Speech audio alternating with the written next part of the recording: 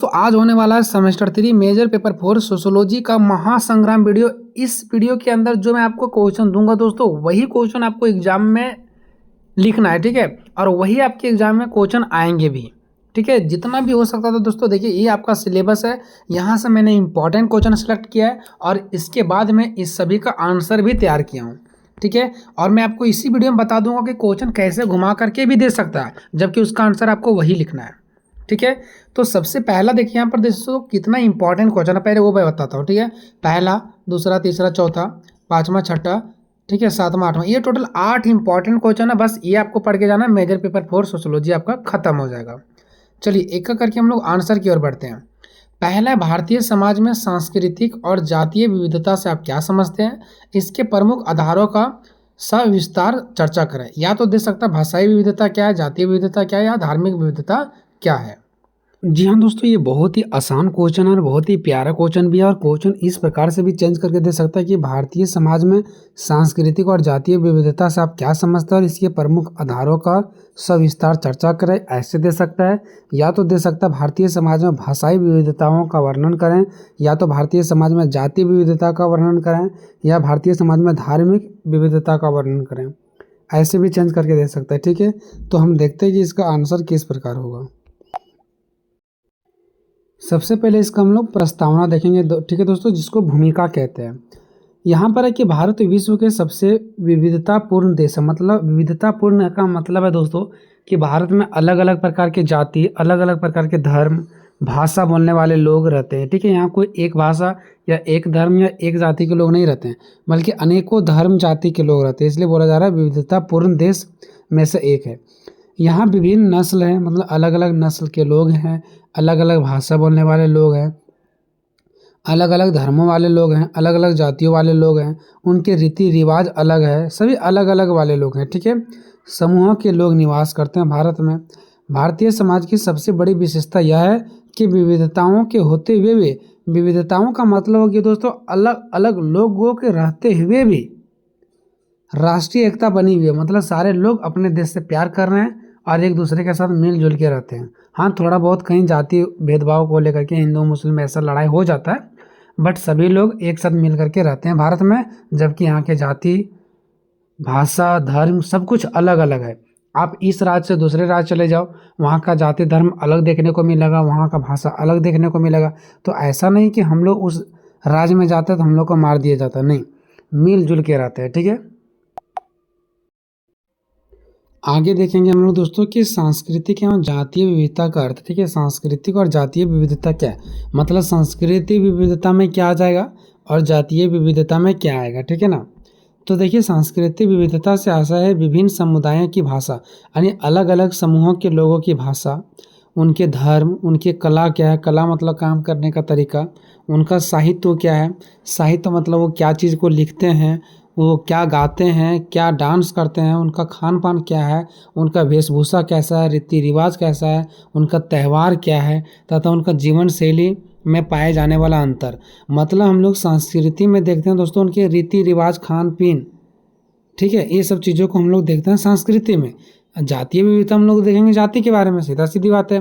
तो इससे आशय विभिन्न जातीय समूह, जैसा जनजाति समूह हो गया, नस्ल समूह हो गया, ठीक है, उनकी सामाजिक एवं सांस्कृतिक पहचान और उनका समाज में और संस्कृति में किस प्रकार से पहचान है, ये हो जाता है जातीय विविधता। मतलब जाति के आधार पर पाए जाने वाला जो भिन्नता है ना, उसको बोलते हैं जातीय विविधता, ठीक है। जैसे अलग अलग धर्मों में अलग अलग प्रकार के रीति रिवाज होते हैं, ठीक है। आगे देखिए, भारतीय समाज में सांस्कृतिक एवं जातीय विविधता के प्रमुख आधार, हम लोग ये देखेंगे कि भारत के समाज में सांस्कृतिक और जातीय विविधता कैसे उत्पन्न हो रही है, ठीक है। यानी हमारे जो भारत समाज है उसमें हम लोग देखते हैं संस्कृति के आधार पर भी और जातीय के आधार पर भी विविधता पाई जाती है, मतलब अंतर पाए जाते हैं, ठीक है। क्या देश में रहने वाले सभी का जाति एक ही है? नहीं है। क्या एक ही प्रकार का भाषा बोलते हैं? बिल्कुल नहीं बोलते हैं। क्या एक ही प्रकार के धर्म के लोग हैं? बिल्कुल नहीं है, ठीक है। तो बिल्कुल कहीं ना कहीं अंतर पाया जाता है। तो उस अंतर को मुख्य रूप से हम 3 सबसे बड़े मजबूत और आधार पर बांट सकते हैं। सबसे पहले भाषा के आधार पर हमारे देश में विविधता पाया जाता है, जाति के आधार पर और धर्म के आधार पर। यही सबसे ज़्यादा मेन हमारे देश की मुद्दा होता है। सबसे पहले देखते हैं भाषाई विविधता, भाषा के आधार पर जो विविधता होता है, ठीक है। भारत एक बहुभाषी देश है। बहुभाषी देश है मतलब भारत में बहुत ही अलग अलग प्रकार के भाषा बोले जाते हैं। भाषा यहाँ केवल संवाद का साधन नहीं है। संवाद मतलब भाषा भारत में सिर्फ बोलने का ये नहीं है कि इस भारत में सिर्फ अलग अलग भाषा तो लोग सिर्फ बोलते हैं, नहीं। अलग अलग भाषा बोलने वाले लोगों का सिर्फ भाषा ही अलग नहीं है, बल्कि उनकी संस्कृति का पहचान का मुख्य स्तंभ भी है। यानी वो अलग भाषा बोल रहे हैं मतलब उसका संस्कृति उसी प्रकार से है। तो कहीं ना कहीं अलग अलग भाषा बोल रहे हैं तो इससे उनकी संस्कृति का भी पहचान हो रहा है। भारत में सैकड़ों भाषाएं हैं। भारत में अलग अलग प्रकार की भाषाएं बोली जाती है, लेकिन भारतीय संविधान में यानी कि जैसे कह सकते हैं हमारे कानून में मुख्य रूप से 22 भाषा को दर्जा दिया गया। ठीक है, देखिए वही बताया कि भारत में सैकड़ों भाषा और हजारों बोलियां प्रचलित, यानी भारत में बहुत प्रकार की भाषा और बोली लोग बोलते हैं। ठीक है, संविधान की 8वीं अनुसूची में 22 भाषाओं को मान्यता प्राप्त है। भाषा तो बहुत सारा है, लेकिन हमारे संविधान के 8वीं जो अनुसूची है ना, उसमें केवल 22 भाषा को ही मान्यता प्राप्त हुआ है। देखिए प्रमुख भाषा परिवार, यानी कि अलग अलग परिवार या तो अलग अलग लोगों के द्वारा कौन कौन सा भाषा बोला जाता है। ठीक है, इंडो आर्यन एक परिवार है जिसमें अलग प्रकार की भाषा बोले जाते हैं। द्रविड़ हो गया, अस्ट्रो हो गया, एशियाटिक हो गया तथा तिब्बती बर्मी हो गया। ये सब प्रमुख परिवार के नाम है जो अलग अलग भाषा बोले जाते हैं। ठीक है, अगर आपको ये सब याद रहेगा तो ठीक है, नहीं दोस्तों आप इसको छोड़ सकते हैं और कुछ पॉइंट आप अपने मन से एक्स्ट्रा को भी क्या कर सकते हैं, इसमें ऐड कर सकते हैं। ठीक है, प्रत्येक भाषा के अपने साहित्यिक और सांस्कृतिक परंपरा। देखो जितनी भी सारे भाषा है ना, उनका एक साहित्य मतलब होता है दोस्तों, जितने भी सारे हम कविता नाटक कहानी ये सब जो लिखते हैं ना, वो सभी अलग अलग भाषा में लिखते हैं। तो जैसा भाषा होगा वैसा ही साहित्य भी लिखे जाएंगे, वैसा ही उनका संस्कृति भी होगा, परंपरा है ना। हमारा भाषा अलग है तो हमारा जो रीति रिवाज संस्कृति है वो उसी भाषा के अनुसार से होगा। नेक्स्ट है भाषाई विविधता। भाषा के आधार पर जो विविधता है ना, वो भारतीय संस्कृति को समृद्ध बनाती है। मतलब भारतीय संस्कृति को एक बड़ा रूप देती है। क्यों? क्योंकि भारत में अलग अलग प्रकार के लोग रहते हैं, उनकी भाषा भी अलग अलग है, तो उनके रीति रिवाज संस्कृति भी अलग अलग हम लोगों को देखने को मिलता है। तो भारत में एक बहुत ही बड़ी समृद्धि रूप से हम कह सकते हैं, बड़ा व्यापक रूप से यहाँ पे हमको अलग अलग संस्कृति रीति रिवाज देखने को मिलता है तथा क्षेत्रीय पहचान को सुदृढ़ करता है। और इससे हमको पहचान भी बढ़ावा देती है। क्यों? क्योंकि उनको पता चलता है कि आदमी भोजपुरी बोल रहा है मतलब पक्का ये बिहार के होंगे, खोरठा बोल रहा है झारखंड के होंगे। तो कहीं ना कहीं उसके भाषा के आधार पर उसका क्षेत्रीय का भी पहचान होता है कि वो किस क्षेत्र के हो सकते हैं। आगे देखते हैं दोस्तों धार्मिक विविधता। ठीक है, भारत अनेक धर्मों का जन्म स्थान तथा आश्रय स्थल रहा है। ठीक है, यानी कि देखो भारत में अलग अलग प्रकार के धर्म के लोग का जन्म स्थान है। मतलब अलग अलग प्रकार के धर्मों के लोग यहाँ जन्म लेते हैं और वो यहाँ पर ही आश्रित रहते हैं, मतलब रहते हैं, उसी को बोला गया आश्रय स्थल। ठीक है, यहाँ हिंदू रहते हैं, मुस्लिम, सिख, ईसाई, बौद्ध, जैन, फारसी, यहूदी, बहाई आदि प्रकार के धर्मों के अनुयायी रहते हैं, मतलब यहाँ के लोग रहते हैं। ठीक है, प्रत्येक धर्म की अपनी पूजा पद्धति है, मान्यता है, त्यौहार है और जीवन दर्शन है। सबका अलग अलग क्या है, पूजा पद्धति, मान्यता है, सबका अलग अलग त्यौहार है, उसके अनुसार से जीने का तरीका भी सबका अलग है ना। भारतीय संविधान सभी धर्मों को समान एवं धार्मिक स्वतंत्रता प्रदान करता है। देखिए भारतीय संविधान है ना, वो किसी एक धर्म को ऊंचा नहीं दिखाता है, बल्कि सभी धर्मों को एक समान मतलब बराबर समान देता है, एक जैसा इज्जत देता है सबको। और धार्मिक स्वतंत्रता प्रदान करता है कि आप कोई भी धर्म को अपना सकते हैं, कोई दिक्कत नहीं है। धार्मिक सहिष्णुता का मतलब हो गया दोस्तों किसी के साथ भेदभाव नहीं, बल्कि सभी लोग एक साथ मिल के रहना है ना। और सर्वधर्म समभाव भारतीय संस्कृति की महत्वपूर्ण विशेषता। देखो भारत की एक संस्कृति महत्वपूर्ण क्या विशेषता पता है, अलग अलग धर्म के लोग भी के साथ भी हम लोग धार्मिक सहिष्णुता की नीति अपनाते हैं, मतलब साथ में मिल करके रहते हैं। सर्वधर्म समभाव यानी हर एक धर्म के लोगों के लिए यहाँ भारत में जगह है और लोग रह रहे हैं एक साथ मिल के।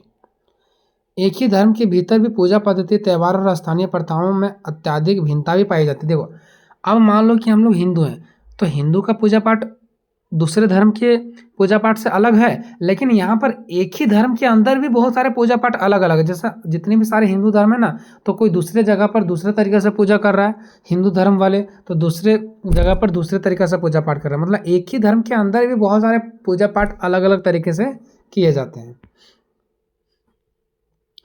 धार्मिक विविधता के कारण, यानी कि धर्म के इतने बड़ा विविधता होने के बावजूद भी अलग अलग जाति धर्म के यहाँ अलग अलग धर्मों के लोग रहने के कारण भी भारत को धर्मनिरपेक्षता का देश कहा जाता है। धर्मनिरपेक्षता मतलब भारत किसी एक धर्म वाला देश नहीं है, बल्कि सभी धर्म वाला देश है, इसलिए इसको धर्मनिरपेक्षता राष्ट्र कहा जाता है, जहाँ सभी धर्म को एक समान व्यवहार की नज़र से देखा जाता है, किसी को भी ऊंचा नीचा नहीं देखा जाता है। आगे देखते हैं जातीय विविधता। भारत में अलग अलग प्रकार के जाति के लोग भी रहते हैं, फिर भी हम लोग मिलकर रहते हैं। अलग अलग जाति के लोग हैं, फिर भी हम लोग लड़ाई झगड़ा नहीं करते हैं। भारत में अनेक जातीय समूह, जनजाति के लोग, सामाजिक समुदाय निवास करते हैं। अलग अलग प्रकार के लोग रहते हैं यहाँ पे, जैसे भील हो गया, गोंड हो गया, संथाल, नागा, मिजो, टोडा आदि जनजाति की अपनी विशिष्ट सांस्कृतिक और परंपराएं हैं, और इन लोगों का अलग रीति रिवाज है, फिर भी हम लोग एक साथ रहते हैं। आर हो गया, द्रविड़ हो गया, जो कि अभी मैंने इसके ऊपर देखा था, ये सब परिवार का नाम, ठीक है। ये सब तत्वों के मिश्रण है, यानी कि ये सब परिवार अलग अलग हैं, अलग अलग जाति के लोग हैं, फिर भी एक साथ मिलकर रह रहे हैं, जिससे समाज का विकास भी हुआ है, और इन सारी जातियों का भी क्या हुआ है, विकास हुआ है। अलग अलग प्रकार के जाति के लोग के कारण भी क्या होता है दोस्तों, कई जगह ऐसे होते हैं जो अलग अलग जाति धर्म के लोग रहते हैं, तो उससे वहाँ के क्षेत्रीय विकास भी होता है। प्रत्येक जातीय समूह की अलग भाषा है, लोक कला है, लोक नृत्य है, पहनावा और सामाजिक व्यवस्था है। देखिए अलग अलग प्रकार के जो जाति के लोग होते हैं ना, ठीक है, यानी कि जितने भी सारे जाति के लोग हैं उनकी अलग अलग भाषा है, उनकी अलग अलग लोक कला है, मतलब उनके अंदर अलग अलग कला है। ऐसा नहीं कि सभी लोगों के अंदर एक ही कला होगा। लोक नृत्य है, यानी कि सबका डांस करने का तरीका, प्रोग्राम करने का तरीका सबका अलग अलग है, उनका पहनावा अलग है, उनका खान पान अलग है, सब जातियों का अलग अलग है। जैसा हर एक धर्म का अलग अलग है, भाषा बोलने वाले लोगों का अलग अलग है, वैसा हर एक जातियों अलग अलग जाति के लोगों का भी सब क्या अलग अलग है। आगे देखते हैं विविधता से उत्पन्न चुनौती। देखो अब हमारे भारत देश में अलग अलग जाति के लोग रह रहे हैं, अलग अलग धर्मों के लोग रह रहे हैं, अलग अलग भाषा बोलने वाले लोग रह रहे हैं, तो इससे कुछ ना कुछ अच्छाई के साथ चुनौतियां भी आ रही है। अच्छा ये हो रहा है कि चलो यहाँ का विकास हो रहा है, ठीक है, सरकार किसी एक के पक्ष में नहीं है ना, और हम लोग सब मिलकर रह रहे हैं, लेकिन इसी के साथ साथ यहाँ पर कुछ चुनौतियाँ भी हैं। चुनौतियाँ क्या है वो देखिए, सांप्रदायिकता एवं धार्मिक कट्टरता, ठीक है। सांप्रदायिकता और धार्मिक कट्टरता का मतलब ये कि अलग अलग धर्म के लोग एक दूसरे को अलग नज़र से देख रहे हैं, और वो एक दूसरे धर्म को देखना पसंद नहीं करते हैं, जिसकी वजह से क्या होता है, लड़ाइयाँ उत्पन्न होती है, मारकाट हो जाता है, ठीक है। तो आप इस पॉइंट को देख करके एक्सप्लेन भी कर सकते हो 2-4 लाइन में। उसके बाद जातिवाद और सामाजिक भेदभाव। अलग अलग जाति के लोग रहते हैं तो उनके अंदर भेदभाव भी हो जाता है, समाज में लड़ाई भी हो जाते हैं कि तुम दूसरे जाति को, तुम दूसरे समाज बनाओ, हम अपने समाज में रह रहे हैं, ऐसे उत्पन्न हो जाती है। भाषाई क्षेत्रीय विवाद। देखो ऐसे भी समस्या उत्पन्न हो जाती है कि हमारा भाषा अलग है तो ये हमारा क्षेत्र है, आपका भाषा बोलने वाले लोगों का ये है तो आपका क्षेत्र ये है यार। तो यानी भाषा के आधार पर हम लोग क्षेत्रों का भी क्या करते हैं, विवाद उत्पन्न करते हैं, क्षेत्रों का भी बंटवारा करते हैं। अलगाववाद और पहचान आधारित राजनीति। देखो अलगाववाद कब उत्पन्न होता है, जब हम लोग, हमारे मन में ये विचार आता है कि हमारा जाति अलग है, उसका जाति अलग है, हमारा भाषा अलग है, उसका भाषा अलग है, मेरा धर्म अलग है, उनका धर्म अलग है। तो ऐसे कंडीशन में हम लोग को अलगाववाद का विचार उत्पन्न होता है। हम लोग सरकार से ये डिमांड करने लगते हैं, सरकार से मांग करते हैं कि हमारा धर्म के लिए एक अलग हमारा क्षेत्र दिया जाए, हम लोग अलग देश बनाएंगे, और दूसरे धर्म के लोग दूसरे धर्म को अपनाएंगे, दूसरे धर्म के लोग दूसरे राज्य को अपनाएंगे, या तो उनके क्षेत्र अलग होंगे, ठीक है। या तो वो अपने पहचान को दिखाता है कि हमारा पहचान अलग है तो हमको एक अलग ही क्षेत्र मिलना चाहिए। तो कहीं ना कहीं अलगाववाद और पहचान के आधार पर राजनीति होना शुरू हो जाता है। सामाजिक एवं आर्थिक असमानता। समाज में हम लोग देखते हैं दोस्तों, हर एक जाति समाज के जितने भी सारे लोग रहने वाले होते हैं, ठीक है, उसको समाज में एक जैसा व्यवहार नहीं मिलता है, ठीक है। जो समाज में जिस जाति के लोग अधिक होते हैं उसका दबदबा रहता है, और उस समाज में जो जिनकी जनसंख्या कम है जिस जाति का, उसके ऊपर शोषण किया जाता है। तो कहीं ना कहीं समाज में उनके साथ असमानता होती है। आर्थिक असमानता, आर्थिक रूप से भी उनको असमानता होती है। जैसे हम लोग देखते हैं कि ये मुस्लिम है तो हम इनको काम नहीं देंगे, ये हिंदू है तो हम इनको काम नहीं देंगे। इस प्रकार से कहीं ना कहीं आर्थिक असमानताएं भी होती है, जिसकी वजह से उनको रोजगार पाना भी मुश्किल हो जाता है। जाति धर्म के आधार पर अगर हम काम का बंटवारा करते हैं, उसी के आधार पर अगर नौकरी देते हैं, तो कहीं ना कहीं आर्थिक रूप से भी उसके साथ भेदभाव होता है। आगे देखते हैं दोस्तों हम लोग निष्कर्ष। आप चाहो तो इस पॉइंट को बढ़ा कर सकते हो दोस्तों, और भी बड़े तरीक़े से आप लोग लिख सकते हो। आप लोग समझ गए कि हम इस क्वेश्चन में क्या कहना चाह रहे हैं। भारतीय समाज की सांस्कृतिक और जातीय विविधता, उन्हें हम यहाँ की जो सांस्कृतिक है, जातीय विविधता, अलग अलग जाति के लोग रह रहे हैं, अलग अलग संस्कृति रीति रिवाज सबका है, उसकी सबसे बड़ी विशेषता है। यानी भारत में अलग अलग बोलने वाले लोग, अलग अलग संस्कृति वाले, अलग अलग जाति वाले लोग भारत में ही पाए जाते हैं। ठीक है, इसलिए कहा जाता है कि भारत में इसकी सबसे बड़ी विशेषता है। यहाँ अलग अलग भाषा वाले लोग, धर्म, जाति और संस्कृति के लोग रह रहे हैं, फिर भी मिलजुल के रह रहे हैं। यही विविधता भारत को मजबूत और समृद्ध बनाती है। देखो, अलग अलग लोग हैं फिर भी एक साथ मिलकर रह रहे हैं, तो कहीं ना कहीं इससे भारत मजबूत हो रहा है। इसलिए विविधता में एकता भारतीय समाज की सबसे बड़ी पहचान है। इसलिए भारत को विविधताओं में एकता वाला देश कहा जाता है। विविधताओं मतलब अलग अलग सब कुछ है, फिर भी लोग एक साथ मिलकर रह रहे हैं। ठीक है। क्वेश्चन नंबर दूसरा, जाति क्या है, इसकी विशेषताओं का वर्णन करें, जाति और वर्ग में अंतर स्पष्ट करें। ठीक है। या तो दोस्तों ये क्वेश्चन ऐसे भी चेंज करके दे सकता है कि जाति क्या है, इसकी विशेषताओं का वर्णन करें, और अभी के समय में मतलब कि आधुनिक भारत में बदलते आयामों का वर्णन करें। ऐसे दे देगा, या तो फिर दे देगा दोस्तों आधुनिक समय में जो इनमें बदलाव हुआ जाति में, उसके बारे में चर्चा करें। कुल मिलाकर के देखिए दोस्तों, जाति पर, नातेदारी पर, परिवार पर और विवाह पर, ये जो 4 ऐसे क्वेश्चन है, और एक हो गया आपका संयुक्त परिवार, 5 ऐसे क्वेश्चन है दोस्तों। ठीक है, 1 2 3 4 5 ऐसे क्वेश्चन है जिनमें से जो हम लोग जाति पढ़ेंगे, नातेदारी पढ़ेंगे, परिवार पढ़ेंगे, विवाह पढ़ेंगे और संयुक्त परिवार पढ़ेंगे, ये सभी के बारे में तो हम लोग पढ़ेंगे ही पढ़ेंगे। लेकिन ये सभी के बारे में हम लोग पढ़ेंगे पहले के बारे में, कि पहले परिवार क्या था, विवाह क्या था, नातेदारी क्या था, जाति क्या था, संयुक्त परिवार क्या था। हो सकता है कि इसी क्वेश्चन में चेंज करके दे दे कि अब आधुनिक समय में वो चीज़ क्या है, जिससे विवाह क्या है, आधुनिक भारत में इनके बदलते आयामों की विवेचना करें। देखो दिया है ना, विवाह क्या है मतलब पहले विवाह क्या था उसके बारे में बताना है, और अभी के समय में विवाह कैसे बदला है, और पहले की तुलना में अभी विवाह में क्या बदलाव हुआ है, उसके बारे में आपको लिखना है।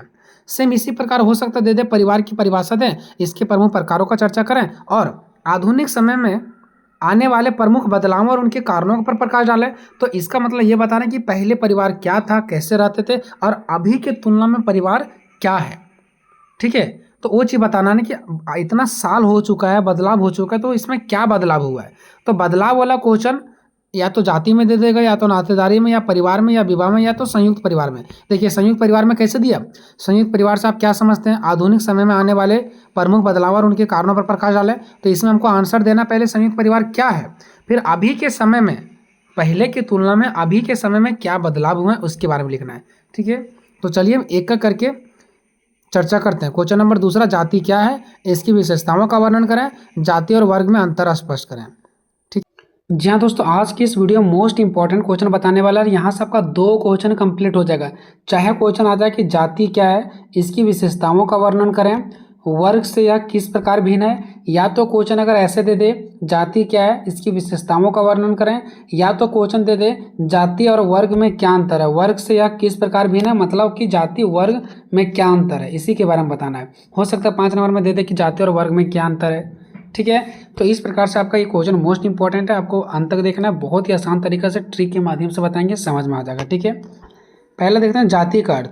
जाति शब्द अंग्रेजी भाषा के कास्ट का हिंदी रूपांतरण है ना। कास्ट का हिंदी में हम लोग बोलते हैं जाति, और जाति का अंग्रेजी होता है कास्ट। ठीक है, यह एक लैटिन शब्द है जो कास्टस से बना है, जिसका अर्थ होता है वंशानुक्रमण। वंशानुक्रमण का मतलब होता है दोस्तों, जैसे देखो हम जिस जाति के हैं, मेरा बेटा भी उसी जाति का होगा, मेरा बेटा भी उसी जाति का होगा, मतलब जो पीढ़ी दर पीढ़ी चलते रहता है ना, उसी को बोलते हैं वंशानुक्रमण। तो जाति भी एक वंशानुक्रमण है, जिस जाति का है मेरा बेटा भी उसी जाति का होगा, उसका बेटा उसी जाति का होगा। ठीक है, तो ये जाति जो है वो वंशानुक्रमण है। तो जाति जो है वो कास्ट का हिंदी रूपांतरण है, जो लैटिन शब्द कास्टस से बना है, और इसका मतलब होता है वंशानुक्रम, मतलब एक पीढ़ी से दूसरे पीढ़ी में स्थानांतरित होना, मतलब एक पीढ़ी से दूसरे पीढ़ी में चले जाना। जाति प्रथा जन्मगत भेद पर आधारित एक व्यवस्था है। जाति प्रथा मतलब जन्म जात पर आधारित है। ठीक है, जाति प्रथा क्या है दोस्तों, जन्म जात पर हमारा क्या आधारित है, हम जिस जाति में जन्म लिया हम उसी जाति का कहलाएंगे, दूसरा कोई जिस जाति में जन्म लिया उसी जाति में वो उसी जाति का व्यक्ति कहलाएंगे। मतलब जाति जो जन्म पर आधारित है, जिस जाति में वो जन्म लेते हैं वही जाति का कहलाते हैं। आगे देखिए, भारतीय सामाजिक संस्थाओं में जाति अत्यंत महत्वपूर्ण है। देखिए हमारे जो भारतीय सामाजिक संस्था है ना, इसमें जाति बहुत ही ज़्यादा इंपॉर्टेंट है। दूसरा देश में जाति वाति कुछ नहीं होता है, लेकिन भारतीय देश में जाति बहुत ही महत्वपूर्ण है, जो हजारों वर्ष से प्रचलित है, जो आज से नहीं, बहुत ही पुराने हजारों वर्ष से ये चीज़ें चला हुआ आ रहा है जाति। और ये हमारा भारतीय देश में ही पाया जाता है, और दूसरे देश में ऐसा जाति की व्यवस्था नहीं पाया जाता है। जाति व्यक्ति की जन्म से ही तय हो जाती है और इसे बदला नहीं जा सकता है ना। जो जाति है वो व्यक्ति के जन्म से ही तय हो जाता है कि आप किस जाति के हैं, और जो व्यक्ति जिस जाति में जन्म ले लेता है फिर उसको बदल नहीं सकते हैं। आगे देखिए, जाति का अर्थ है किसी समाज को अलग अलग समूहों में विभाजित करना। देखो मान लो कि ये एक हमारा समाज है, समाज में यहाँ पे ये अलग प्रकार के लोग रहते हैं और ये अलग प्रकार के लोग रहते हैं, ठीक है। तो ये हो जाएंगे अलग जाति का, ये हो जाएंगे अलग जाति का। आप लोग देखे होंगे एक ही गांव में अलग प्रकार के जाति के लोग रहते हैं, तो आखिर वो तो एक ही समाज है, एक ही गांव है, फिर भी एक ही समाज में अलग अलग समूह के लोग अलग अलग जाति में बढ़ जाते हैं, है ना। तो वही बताइए कि किसी भी समाज को अलग अलग समूहों में बांट देना। समाज में 50 आदमी है तो मान लो कि 25-25 दो समूह में विभाजित हो गया, तो वो अलग अलग दो जाति बन गया, जिसमें कुछ समूह को दूसरे की तुलना में अधिक शक्ति और अधिकार प्राप्त होते हैं। देखो अब मान लो कि अलग अलग समूह बढ़ जाते हैं, समाज में अलग अलग समूह बढ़ जाते हैं, कुछ समूह को अधिक शक्ति प्राप्त होता है, कुछ को अधिक अधिकार प्राप्त होता है ना। जाति व्यवस्था में लोगों को उनके जन्म, व्यवसाय या वंश के आधार पर अलग अलग समूह में विभाजित कर दिया जाता है। अब देखो लोगों को, मान लो कि हम जिस तरह से जन्म लिए, मतलब हमारा परिवार जैसा होगा, हमारा वंश जैसा होगा, जन्म जैसा होगा, हम जिस प्रकार से व्यवसाय में, ठीक है, जन्म लेंगे। व्यवसाय का मतलब हो गया दोस्तों जो हमारा, चाहे आप ब्राह्मण में, क्षत्रिय में, वैश्य में, शूद्र में, किस प्रकार के आप जाति में जन्म लिए हैं उसी जाति में आप चले जाते हैं। तो जाति व्यवस्था में लोगों को उनके जन्म के अनुसार से, उनके व्यवसाय के अनुसार से, व्यवसाय मतलब वो किस जाति में जन्म लिए हैं, वंश के आधार पर अलग अलग समूह में बांट दिया जाता है। मतलब वो जिस जाति में जन्म लेते हैं वही जाति का वो कहलाते हैं, सीधा बात है, ठीक है। जाति की परिभाषा देखते हैं दोस्तों, मजुमदार और मदन के अनुसार।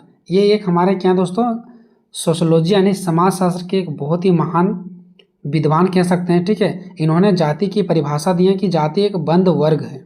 जाति क्या है, एक बंद वर्ग है। कुल्ले के अनुसार, कुल्ले हमारा जो ये विद्वान है, इनका क्या कहना है, जब एक वर्ग पूर्णतः वंशानुक्रमण पर आधारित होती है। मतलब इनका कहना है कि जो एक वर्ग है ना, जब वर्ग किस पर आधारित होता है, वंशानुक्रमण पर। वंशानुक्रमण मतलब एक पीढ़ी से दूसरी पीढ़ी, दूसरे पीढ़ी से तीसरे पीढ़ी, जब इस पर आधारित हो जाता है ना, तो हम इसे क्या कहते हैं, जाति कहते हैं।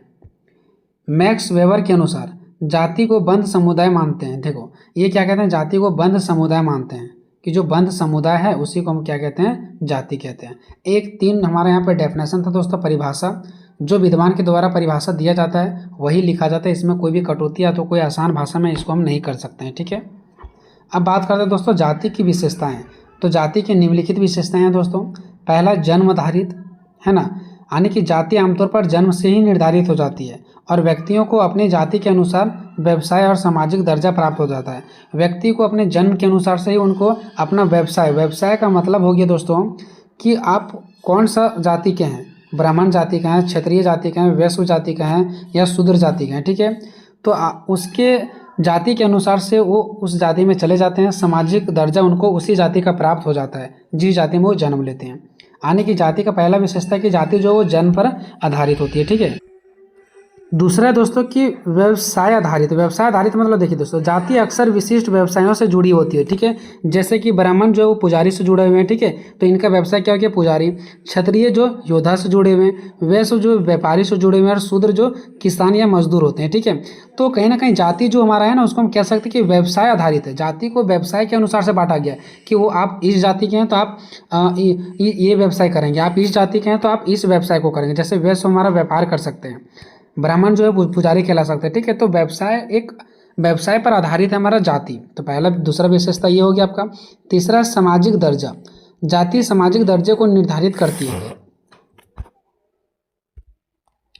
ठीक है। जो जाति वो सामाजिक दर्जे को निर्धारित करती है, जिसमें उच्च जातियों को अधिक प्रतिष्ठित, देखो समाज में जो उच्च जाति होती है उसको अधिक प्रतिष्ठा प्रदान किया जाता है, ठीक है, शक्ति प्राप्त होती है उसको ज़्यादा, जबकि निम्न जातियों को कम प्रतिष्ठा और कम शक्तियाँ प्राप्त होती है। ये चीज़ देखो, तो कहीं ना कहीं कह सकता है कि जो उच्च हमारा जाति होती है उसको समाज में उच्च दर्जा मिलता है, जो नीचा जाति होता है उसको समाज में नीचा दर्जा मिलते हैं, ठीक है। नेक्स्ट है रीति रिवाज और परंपराएं। जाति विशिष्ट रीति रिवाजों और परंपराओं से जुड़ी होती है। जो जाति होती है ना, वो विशिष्ट प्रकार के रीति और रिवाजों से जुड़ी होती है, परंपराओं से जुड़ी होती है, जो अक्सर धार्मिक और सांस्कृतिक महत्व रखती है। जाति जो हमेशा वो धार्मिक और सांस्कृतिक महत्व को ज़्यादा इंपॉर्टेंट देती है। अंतर्विवाह मतलब देखो, जाति में एक अपने ही जाति में लोग शादी कर सकते हैं। अंतर्विवाह मतलब अपने ही जाति में विवाह करना। तो जाति अक्सर अंतर्विवाह को बढ़ावा देती है, जिसमें व्यक्ति अपने ही जाति के भीतर विवाह कर सकता है। ठीक है, दूसरे जाति के लड़की से या लड़का से शादी नहीं कर सकते हैं। छठा है खान पान पर संबंधित प्रतिबंध। देखो, अगर वो आप अलग जाति के हैं तो इस जाति के लोग दूसरे जाति के चीज़ों को खाने पसंद नहीं करते हैं। ठीक है, तो कहीं ना कहीं इस पर भी प्रतिबंध लगाया गया है। वैवाहिक प्रतिबंधों के साथ साथ यानी कि विवाह भी जो है वो अपनी ही जाति में कर सकते हैं। इसी के साथ साथ देखिए दोस्तों, जाति व्यवस्था अपने सदस्य व्यक्ति पर विभिन्न प्रकार से खान पान और भोजन संबंधित प्रतिबंध तथा अन्य निषेध भी स्थापित करती है। मतलब अपने जाति को दूसरे जाति वाले चीज़ों को खाना पसंद वो नहीं करते हैं। प्रत्येक जाति पर अन्य जातियों द्वारा बनाए पकाए गए भोजन पर अत्यधिक सख्त मनाही होती है। देखो, यानी प्रत्येक जाति अगर कोई दूसरे जाति के द्वारा कोई भी चीज़ बनाया गया भोजन तो उस पर सख्त वो मनाही कर देते हैं, खाते नहीं है। नेक्स्ट है खंडित समाज। जो जाति व समाज को खंडित कर देती है। जाति व्यवस्था समाज को अलग अलग समूह में विभाजित करती है, जिसमें ऊंच नीच की निश्चितता कर्म हो जाती है। ठीक है, जिससे समाज में ऊंच नीच की भावना उत्पन्न होती है। आठवां है सामाजिक पदानुक्रम। सामाजिक पदानुक्रम देखिए, जाति व्यवस्था में एक पदानुक्रम है। पदानुक्रम मतलब एक पद से दूसरे पद, यानी एक हमारा पीढ़ी से दूसरी पीढ़ी के बच्चे भी पैदा लेंगे तो वो भी उसी जाति का कहलाएंगे। ठीक है, तो ये पदानुक्रम होता है, जिसमें ब्राह्मण सबसे ऊपर होते हैं और अछूत सबसे नीचे होते हैं। एक पद के अनुसार से बांटा गया, सबसे ऊपर कौन रहेंगे, फिर नीचे कौन रहेंगे, फिर नीचे कौन रहेंगे। जैसे कि मैंने भी आपको ऊपर दिखाया था, चारों जाति का अलग अलग काम था। प्रतिबंध देखो, जातियों के बीच सामाजिक संपर्क, भोजन और अन्य व्यवहारों पर प्रतिबंध होते हैं कि आप अलग जाति के हैं तो उससे हम संपर्क नहीं करेंगे, छुआछात हो जाएगा, वो नीचा जाति का नहीं छुएंगे, उसका भोजन नहीं खाएंगे। तो कहीं ना कहीं ये भी प्रतिबंध लगाया हुआ हम लोग देखते हैं कि अलग अलग जातियों पर अलग अलग प्रकार का प्रतिबंध लगाया जाता है। जाति अस्थायी होती है। जाति हमेशा बदलती नहीं है, जाति अस्थायी है। मतलब जो हमारा जाति आ गया वो परमानेंट वही रहेंगे, तो परमानेंट को ही अस्थायी बोलते हैं। तो जाति अस्थायी होती है, जो हमेशा बनी रहती है, कभी बदलती नहीं है। अब देखिए दोस्तों, जाति की मैंने 10 विशेषताएं देखें। अब देखते हैं कि जाति की समस्याएं क्या है। आप इसको विशेषता में भी लिख सकते हो। ये पॉइंट जो मैंने एक लिखा है समस्या में, आप इसको 11वां विशेषता में, 12वां विशेषता, 13वां विशेषता और 14वां विशेषता में लिख सकते हो। इनकी समस्या लिखो चाहे तो इनकी विशेषताएं लिखो, सब एक ही है। ठीक है, तो जाति व्यवस्था कई समस्याओं का कारण बनती है। जैसे कि देखो, सामाजिक असमानता। अगर जाति अलग अलग रहेंगे ना तो समाज में असमानता फैलती है। ठीक है, तो जाति व्यवस्था सामाजिक असमानता को बढ़ावा देती है, जिसमें उच्च जातियों को अधिक शक्ति और प्रतिष्ठा प्राप्त होती है और जो निम्न जातियाँ होती हैं उसको कम शक्ति और कम प्रतिष्ठा प्रदान होती है। तो कहीं ना कहीं हम बोल सकते हैं कि समाज में क्या होता है, असमानता फैलती है। दूसरा, भेदभाव की भी भावना उत्पन्न होती है। तो जाति व्यवस्था जो है वो भेदभाव को बढ़ावा देती है, जिसमें निम्न जातियों के लोगों को भेदभाव का सामना करना पड़ता है। और सबसे ज़्यादा भेदभाव किनको सामना करना पड़ता है, जो निम्न जाति के लोग होते हैं उनके साथ भेदभाव की भावना किया जाता है। असमान अवसर। देखो, असमान अवसर, लोगों को एक समान अवसर नहीं प्रदान होता है। ठीक है, जाति व्यवस्था असमान अवसरों को बढ़ावा देती है, जिसमें उच्च जातियों के लोगों को अधिक अवसर प्राप्त होते हैं और जो निम्न प्रकार के जातियाँ होते हैं उसको अधिक अवसर प्राप्त नहीं होता। जैसे मान लो कहीं कहीं जाना है, ठीक है, तो वो जल्दी से जल्दी जो उच्च जातियों के लोग होते हैं उसी को लोग ढूंढते हैं, निम्न जाति के लोगों को नहीं ढूंढते हैं, जबकि ऐसा नहीं होना चाहिए। ऊंच नीच का संस्तरण। ठीक है, ऊंच नीच का संस्तरण। अब ये क्या, देखो दोस्तों, ऊंच नीच की भावना। ठीक है, जाति व्यवस्था में विभिन्न जातियों के मध्य परस्पर ऊंच नीच और छोटे बड़े की भावना भी निहित होती है। प्रत्येक जाति अपेक्षाकृत अथवा अन्यान्य जातियों की तुलनात्मक या तो फिर तुलनाकृत छोटी अथवा बड़ी मानी जाती है। ठीक है, यहाँ पे ये कहना है कि जो उच्च और नीच जातियाँ होती हैं उसमें एक बहुत ही बड़ी मात्रा में क्या होती है, उनके अंदर छोटी और बड़ी की भावना निहित होती है। प्रत्येक जाति अपेक्षाकृत अथवा अन्यान्य जातियों की तुलनाकृत छोटे अथवा बड़ी मानी जाती है। मतलब जो बड़ी जातियाँ होती है उसको बड़ी तो तुलना की दृष्टि से देखा जाता है, उनको बड़ी दर्जा प्राप्त होता है। जो छोटी जातियाँ होती हैं ना उसको छोटी तुलना से देखा जाता है। ठीक है, उसको मतलब कि उसको कम अधिकार प्राप्त होता है। उसके बाद हम लोग देखते हैं दोस्तों जाति और वर्ग में अंतर क्या है। ठीक है, अब देखिए दोस्तों, जाति और वर्ग में अंतर, या तो फिर जाति वर्ग से किस प्रकार भिन्न है या तो वर्ग जाति से किस प्रकार भिन्न, बात एक ही पड़ता है। तो जाति और वर्ग के बीच मुख्य अंतर इस प्रकार है। आपको भी पेज को दो भागों में ऐसे बांटना है, एक तरफ लिखना जाति, एक तरफ लिखना वर्ग, और एक एक लाइन छोड़ छोड़ के आपको इस प्रकार से देना है। इस प्रकार से अच्छा मार्क्स आपको मिलेगा। देखिए दोस्तों, जाति का मतलब तो आपको समझ में आ गया कि जिस जाति में हम जन्म ले लिए, चाहे हम मोटा हैं, चाहे काले हैं, चाहे गोरा है, चाहे सुंदर हैं, चाहे हम आगे जाके बहुत कुछ कर सकते हैं, कोई फर्क नहीं पड़ता। आप जिस जाति में जन्म ले लिए, अगर छोटा जाति में जन्म लिया और आपके अंदर काबिलियत बहुत कुछ करने का है तो आप छोटा जाति कहलाएंगे। लेकिन वर्ग में ऐसा नहीं होता है। वर्ग मतलब देखिए दोस्तों, क्लास समझो। आप स्कूल ही जाते हैं तो क्या वहाँ पे ये देखा जाता है कि आप किस जाति के लोग हैं, कितना खाते हैं, काले हैं, गोरे हैं? नहीं, आपका योग्यता कैसा, आप करने की क्षमता कैसा, आप पढ़ने में कितना तेज हैं, उसी क्लास में आपको रखा जाता है। मान लो पढ़ने में बहुत तेज हैं, 6 क्लास के लायक हैं तो 6 क्लास में रखा जाता है, 7 क्लास के लायक हैं तो 7 क्लास में रखा जाता है। तो वहाँ योग्यता के आधार पर, पढ़ाई लिखाई के आधार पर, ना कि आपका पैसे, धन दौलत, जाति के आधार पर रखा जाता है। तो ये होता है हमारा वर्ग, जो हमारा जन्म को नहीं देखती है, कितना खाते पीते हैं वो नहीं देखती है, हमारा समाज कैसा वो नहीं देखती है, हमारे अंदर कितना काबिलियत है उस चीज़ों को देखा जाता है। ठीक है, जाति एक बंद स्त्रीकरण है, इससे आप बाहर नहीं निकल सकते हैं, चाहे आप कितनों मेहनत कर लो, जिस जाति में उसी जाति के रहेंगे। लेकिन वर्ग जो है वो खुला स्त्रीकरण है। ठीक है, जाति एक बंद वर्ग है, ठीक है, और वर्ग में खुलापन पाया जाता है, और जो वर्ग है इसमें खुला पाया जाता है। ठीक है, जाति का आधार जन्म है, यानी जन्म से ही आप जाति में बंध जाते हैं। लेकिन वर्ग का आधार योग्यता है, यानी मेरे अंदर जितना काबिलियत है उसके अनुसार से हम उस वर्ग में जा सकते हैं, है ना। जाति की सदस्यता प्रदत्त है ना, और वर्ग की सदस्यता अर्जित है। मतलब जाति की सदस्यता प्रदत्त है, मतलब ये हमेशा पहले से ही प्रदान किया गया है कि आप इस जाति में तो इसी जाति करेंगे। लेकिन वर्ग की सदस्यता अर्जित है, मतलब जितना मेहनत करेंगे, जितना अर्जित करेंगे, उसी क्लास में रहेंगे हम। ठीक है, जाति में पैसे निश्चित होते हैं। जाति व्यवस्था में प्रत्येक जाति का व्यवसाय परस्पर एवं पूर्व निर्धारित होता है। देखो, जाति व्यवस्था में जो पैसे होते हैं वो निश्चित होते हैं कि आप इस जाति का तो आप यही काम कर सकते हैं। आपका पैसे मतलब जो कमाने का जरिया आपका निश्चित होता है। लेकिन वर्ग में पैसे निश्चित नहीं होते हैं, हमारा मन मर्जी, हम कोई भी कार्य को कर सकते हैं। 5वां, जाति में खान पान पर प्रतिबंध है, आप दूसरा जाति का नहीं खा सकते हैं, लेकिन इसमें प्रतिबंध नहीं है। 6ठा कि एक जाति के सदस्य अपनी ही जाति में विवाह कर सकते हैं। एक वर्ग के लोग अपने उच्च या नीचे वर्ग में विवाह कर सकते हैं। ठीक है, जाति वर्ग की अपेक्षा अधिक स्थिर, देखो जो जाति है ना वर्ग की अपेक्षा अधिक स्थिर है, मतलब छोटा है। वर्ग में स्थिरता कम पाई जाती है, आप इसमें बंध के नहीं रहते हैं, खुले रहते हैं आप। ठीक है, तो इस प्रकार से आप करेंगे दोस्तों तो आपको अच्छा नंबर मिलेगा। नेक्स्ट, निष्कर्ष। जाति व्यवस्था जन्म से निर्धारित होने वाली वंशानुगत अंतर्विवाह समूह है, जिसमें एक समान नाम, देखो जाति में एक समान नाम भी देखने को आपको मिलेगा। ठीक है, समान परंपराएं भी देखने को मिलेगा, समान व्यवसाय भी देखने को मिलेगा, समान सांस्कृतिक और एक निश्चित सामाजिक स्थिति भी आपको देखने को मिलेगा। मतलब जाति में ये सब कुछ एक जैसा आपको देखने को मिलेगा। ठीक है, तो वीडियो कैसा लगा दोस्तों कमेंट में जरूर बताइएगा।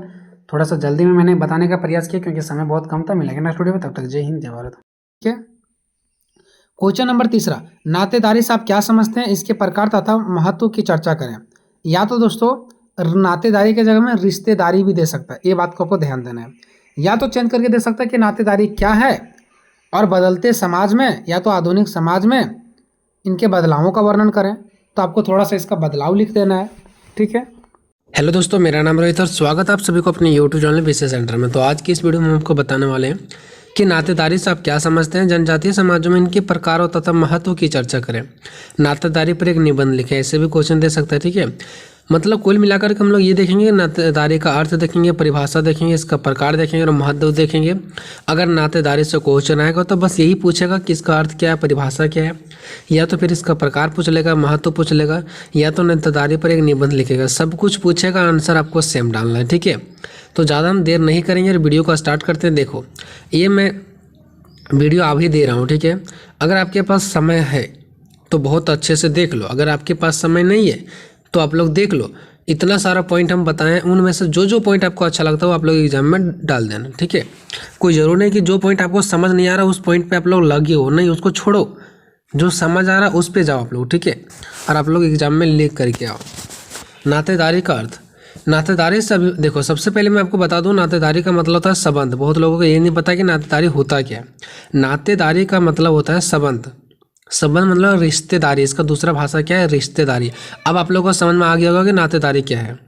ठीक है, आप लोग का रिश्ता होगा मामा घर, मामी घर, चाचा चाची, भाई बहन घर, फुआ घर, ये सब चीज़ आपका क्या है, रिश्तेदारी है, संबंध वाले परिवार वाले लोग हैं। तो इसी को हम लोग नातेदारी भी बोलते हैं। रिश्तेदार समझो चाहे नातेदार बोलो, बात एक ही पड़ता है। ठीक है, तो ये देखो नातेदारी का अर्थ क्या होता है। देखो, नातेदारी से अभिप्राय ऐसे व्यक्तियों के परस्पर संबंधों की व्यवस्था से है जो विवाह या रक्त संबंधों के आधार पर जुड़े हुए व्यक्ति नातेदारी व्यवस्था का निर्माण करते हैं। देखो, नातेदारी व्यवस्था का निर्माण कौन करते हैं? तो दो प्रकार का, या तो विवाह या तो रक्त संबंधों के आधार पर जुड़े हुए व्यक्ति।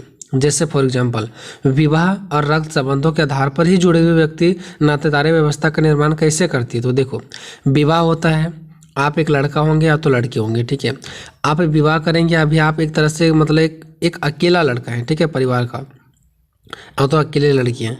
आप विवाह करेंगे, ठीक है, आपको वहाँ पे सास मिल जाएगी। फिर ऐसा नहीं कि जब विवाह होता है ना तो सिर्फ लड़का और लड़की का ही परिवार बनता है, पति पत्नी का नहीं, उसके साथ कई हजारों परिवार भी बन जाता है।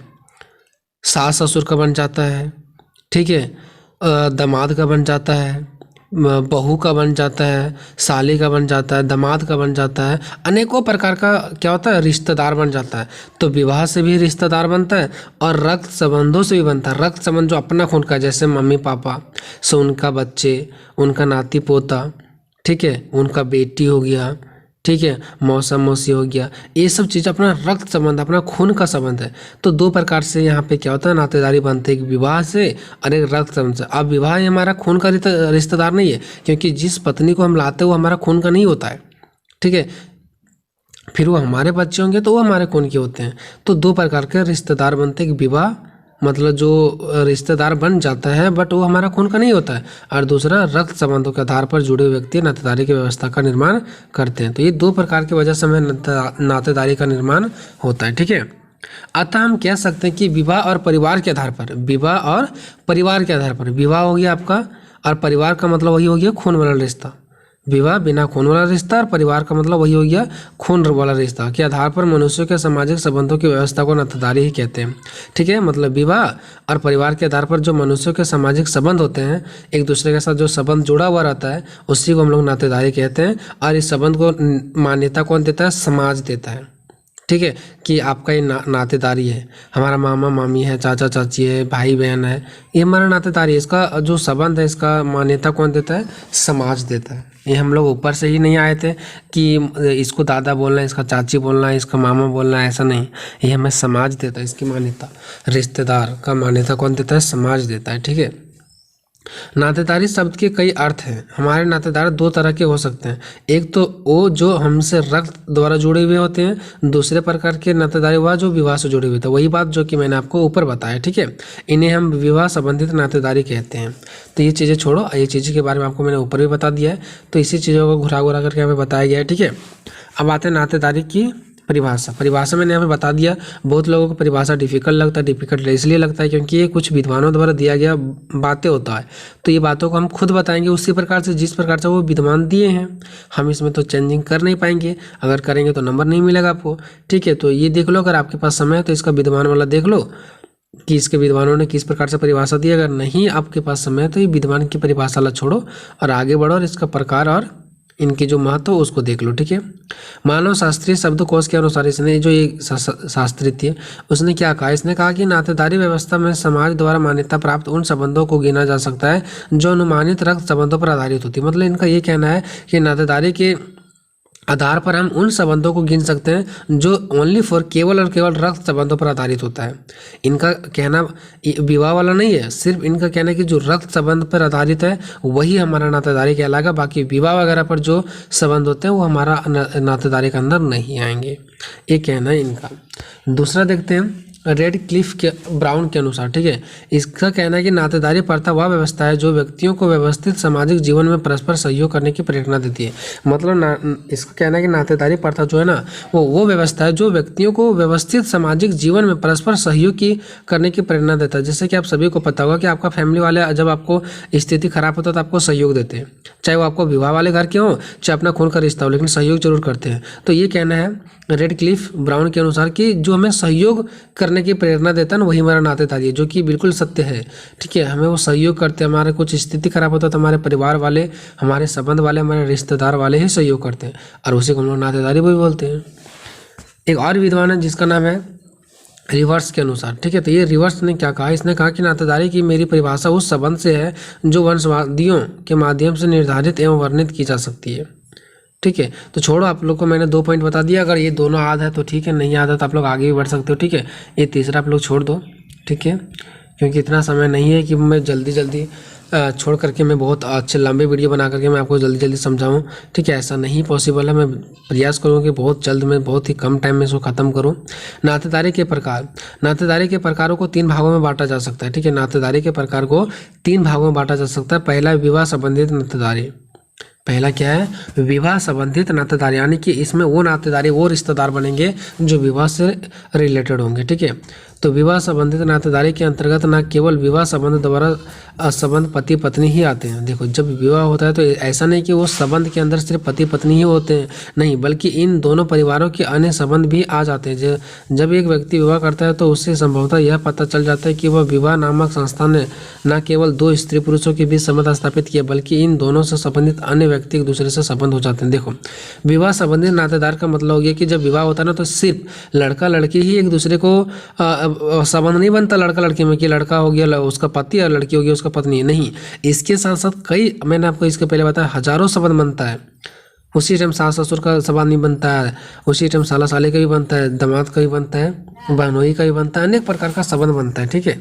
उदाहरण, विवाह के पश्चात एक पुरुष केवल एक पति ही नहीं बनता, बल्कि बहनोई, दामाद, जीजा, फूफा, नंदोई, मौसा, साड़ू आदि भी बन जाते हैं। इस प्रकार की एक स्त्री भी विवाह के पश्चात पत्नी बनने के अलावा पुत्र, वधू, भाभी, देवरानी, जेठानी, चाची, मामी आदि भी बन जाते हैं।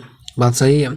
इसमें से प्रत्येक संबंध के आधार पर 2 व्यक्ति हैं, जैसे साला, बहनोई, सास, दामाद, साली, जीजा, देवर, भाभी, एक दूसरे से जुड़ा हुआ, ठीक है, पति पत्नी, सास, वधू आदि। इस प्रकार से विवाह द्वारा संबंध, समस्त संबंधियों तथा नातेदारियों को विवाह संबंधित कहते हैं, ठीक है। ये विवाह से संबंधित नातेदारी होती है जो विवाह के कर्म में जुड़ता है संबंध, ठीक है।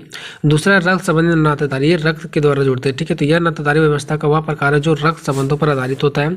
रक्त संबंधित नातेदारी समान के रक्त के आधार पर ही निर्माण होती है, ठीक है। एक प्रकार से माता पिता तथा उसके पुत्र और पुत्रियों के समान रक्त प्रवाहित होता है। माता पिता के रिश्ता पति पत्नी का ही नहीं होता है, वे प्राणी शास्त्रीय दृष्टि से भी संबंधित होते हैं। उनसे उत्पन्न होने वाले बच्चे उनके रक्त से जुड़े होते हैं। भाई बहन, पुत्र पुत्री, पौत्र पुत्री रक्त संबंधी नातेदारी माने जाएंगे। मतलब ये होता है कि जब हमारे मम्मी पापा होते हैं तो इससे जितने सारे हमारे बच्चे होते हैं, उसका फिर जो बच्चे होते हैं, भाई बहन हो गया, हमारा पुत्र पुत्री हो गया, ये सब चीज़ें सब एक रक्त संबंधित नातेदारी होती है जो अपना खून के होते हैं, ठीक है। ये आप लोग को समझ में होगा। तीसरा, कल्पित नातेदारी, ठीक है। कल्पित नातेदारी वो नातेदारी होता है जो हमारे ना परिवार के होते हैं, ना जो हमारा रक्त के होते हैं, ना हमारा विवाह के होते हैं, बल्कि हम किसी दूसरे व्यक्ति को हम गोद ले लेते हैं, ठीक है। तो देखो, इस व्यवस्था अनुसार अधिक पुत्र ना होने पर कोई व्यक्ति किसी को गोद ले लेता है तो उस गोद लिए गए व्यक्ति के साथ होने वाला संबंध काल्पनिक कल्पित होता है, ठीक है। इसका एक सिंपल सा तरीका यही है कि मान लो कि अगर किसी को लड़का नहीं हो रहा है, ठीक है, तो किसी से लड़का को गोद ले लिया, ठीक है, तो वो तो उसका रक्त संबंध नहीं है, उसका विवाह संबंधित भी नहीं है, तो किसी दूसरे को ले लिया, ठीक है, तो वो भी अब इसका धीरे धीरे नातेदारी ही बन जाएगा, रिश्तेदार बन जाएगा। लेकिन वो कैसा कहलाएगा? तो कल्पित नातेदारी कहलाएगा, ठीक है। कल्पित नातेदारी तो 3 प्रकार के होते हैं, एक विवाह संबंधित नातेदारी, एक होता है रक्त संबंधित नातेदारी और एक होता है कल्पित संबंधित नातेदारी, ठीक है। अब देखते हैं नातेदारी के प्रकार, ठीक है, सॉरी, नातेदारी का महत्व, यहाँ पे प्रकार लिखा गया है, ठीक है। नातेदारी का हम लोग क्या देखेंगे? महत्व, क्योंकि प्रकार तो इसके पहले हम लोग 3 देख लिए, ठीक है। ये है हमारा नातेदारी के महत्व, यहाँ पे प्रकार लिखा गया, सॉरी, नातेदारी के महत्व। फिर नीचे लिखना नातेदारी के निम्नलिखित महत्व है, ठीक है। पहला हमारा क्या है? तो मानसिक संतुष्ट। देखो, नातेदारी के ज्ञान से व्यक्तियों को मानसिक संतुष्ट प्राप्त होता है, साथ ही व्यक्ति स्वयं को अकेला नहीं समझता, उसका भी कोई अपना है ऐसा एहसास होता है, अपने मस्तिष्क में होता है, ठीक है। मानसिक संतुष्ट का मतलब ये होता है कि हमारे ऊपर बहुत सारे हमारे मामी पापा होते हैं, चाचा चाची होते हैं, हमारा मामा मामी होते हैं, मतलब बहुत प्रकार के हमारा परिवार होता है, मतलब नातेदारी होते हैं, रिश्तेदार होता है। इससे हमारा मानसिक को संतुष्ट मिलता है कि हमें अकेला नहीं, हमारे साथ और भी हमारे घर परिवार वाले जुड़े हुए हैं, हमें वो साथ देंगे, इससे हमारा मन में संतुष्टि मिलता है, ठीक है। दूसरा, आर्थिक सहयोग। आर्थिक का मतलब होता है हमें जब भी कोई चीज़ों का पैसा वगैरह का जरूरत होता है, आर्थिक संकट होता है, तो हमें परिवार वाले मदद करते हैं, सिंपल सी बात है। तो सदस्यों का आर्थिक सहयोग प्रदान करने में भी नातेदारी भी महत्वपूर्ण भूमिका निभाती है। नातेदारी व्यक्तियों को आर्थिक संकट से उबराती है। अगर हमें पैसों की कमी आ जाता है तो हमें फैमिली वाले क्या करते हैं? देते हैं। तीसरा, विवाह तथा परिवार के क्षेत्र में महत्व। देखो, विवाह और परिवार के क्षेत्र में भी इसका महत्व है। क्यों?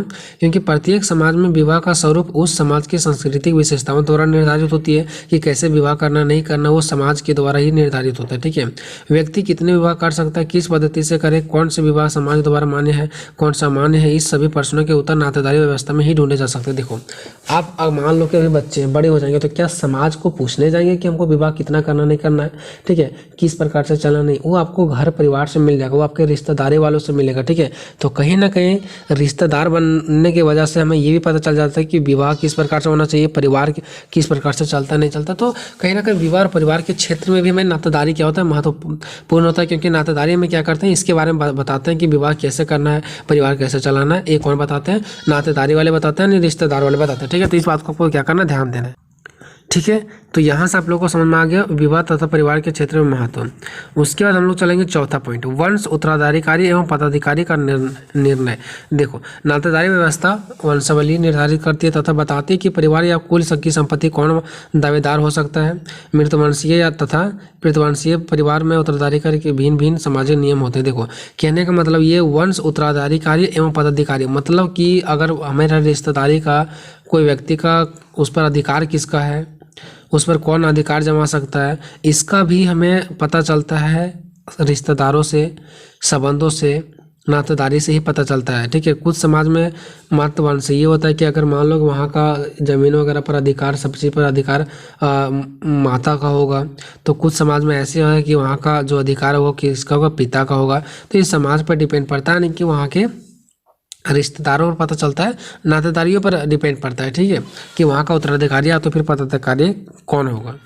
उसके बाद पांचवा, समानता और स्नेह संबंधों के लिए। देखो, हमारे क्या होता है, रिश्तेदार में समानता बना रहता है, मतलब समानता का भाव सभी के साथ बराबरी होता है, और स्नेह बना रहता है। स्नेह का मतलब था प्यार बना रहता है सभी परिवार में। ठीक है, तो नातेदारी व्यवस्था समानता के भाव का संचार करती है और एक दूसरे के प्रेम संबंधों से मधुरता लाने में सहयोग आती है। ठीक है, ये हमारा रिश्तेदारी से ही बनता है, बाकी किसी से नहीं बनता। ठीक है, छठा, मानव को सामाजिक प्राणी बनाता है। देखो, मानव को सामाजिक प्राणी बनाता है। हम बच्चे थे, हम बड़े हुए, हमें समाज में रहने के लिए कौन सिखाया, हमारे घर वाले, रिश्तेदार वाले सिखाए। ठीक है, जन्म के समय बालक ना तो सामाजिक होता है और ना ही वो असामाजिक होता है। ठीक है, उसके बारे में वो कुछ भी नहीं जानता है।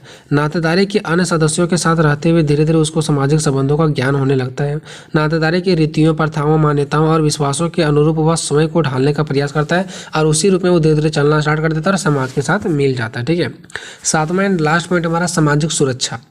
समाज में रहते हुए व्यक्ति अनेक संस्थाओं का सदस्य बन जाता है, उसकी अनेक आवश्यकताओं की पूर्ति हो जाती है, किंतु उसे सुरक्षा की गारंटी जितनी नातेदारी में मिलती है उतनी और कहीं नहीं मिलता। देखो, सामाजिक सुरक्षा का मतलब हो गया कि अगर हम सुरक्षा प्रदान, हमें अगर सुरक्षा मिल रहा है तो सबसे ज़्यादा सुरक्षा आपको दे रहा है घर वाले, आपके परिवार वाले।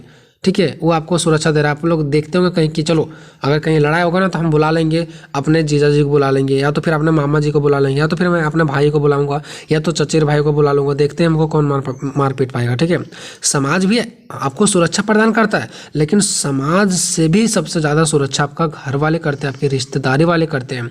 ठीक है, तो कहीं ना कहीं आपके साथ सुरक्षा की गारंटी देते हैं आपके नातेदारी वाले, आपके रिश्तेदारी वाले। ठीक है, तो इस प्रकार से ये क्वेश्चन खत्म हो गया। क्या मैं आप लोगों को अच्छे तरीके से समझा पा रहा हूँ या नहीं समझा पा रहा हूँ, आप लोग कमेंट बॉक्स में जरूर बताना। मिलेंगे नेक्स्ट वीडियो में, तब तक जय हिंद, जय भारत। नेक्स्ट है परिवार की परिभाषा दें तथा इसके प्रमुख प्रकार की चर्चा करें।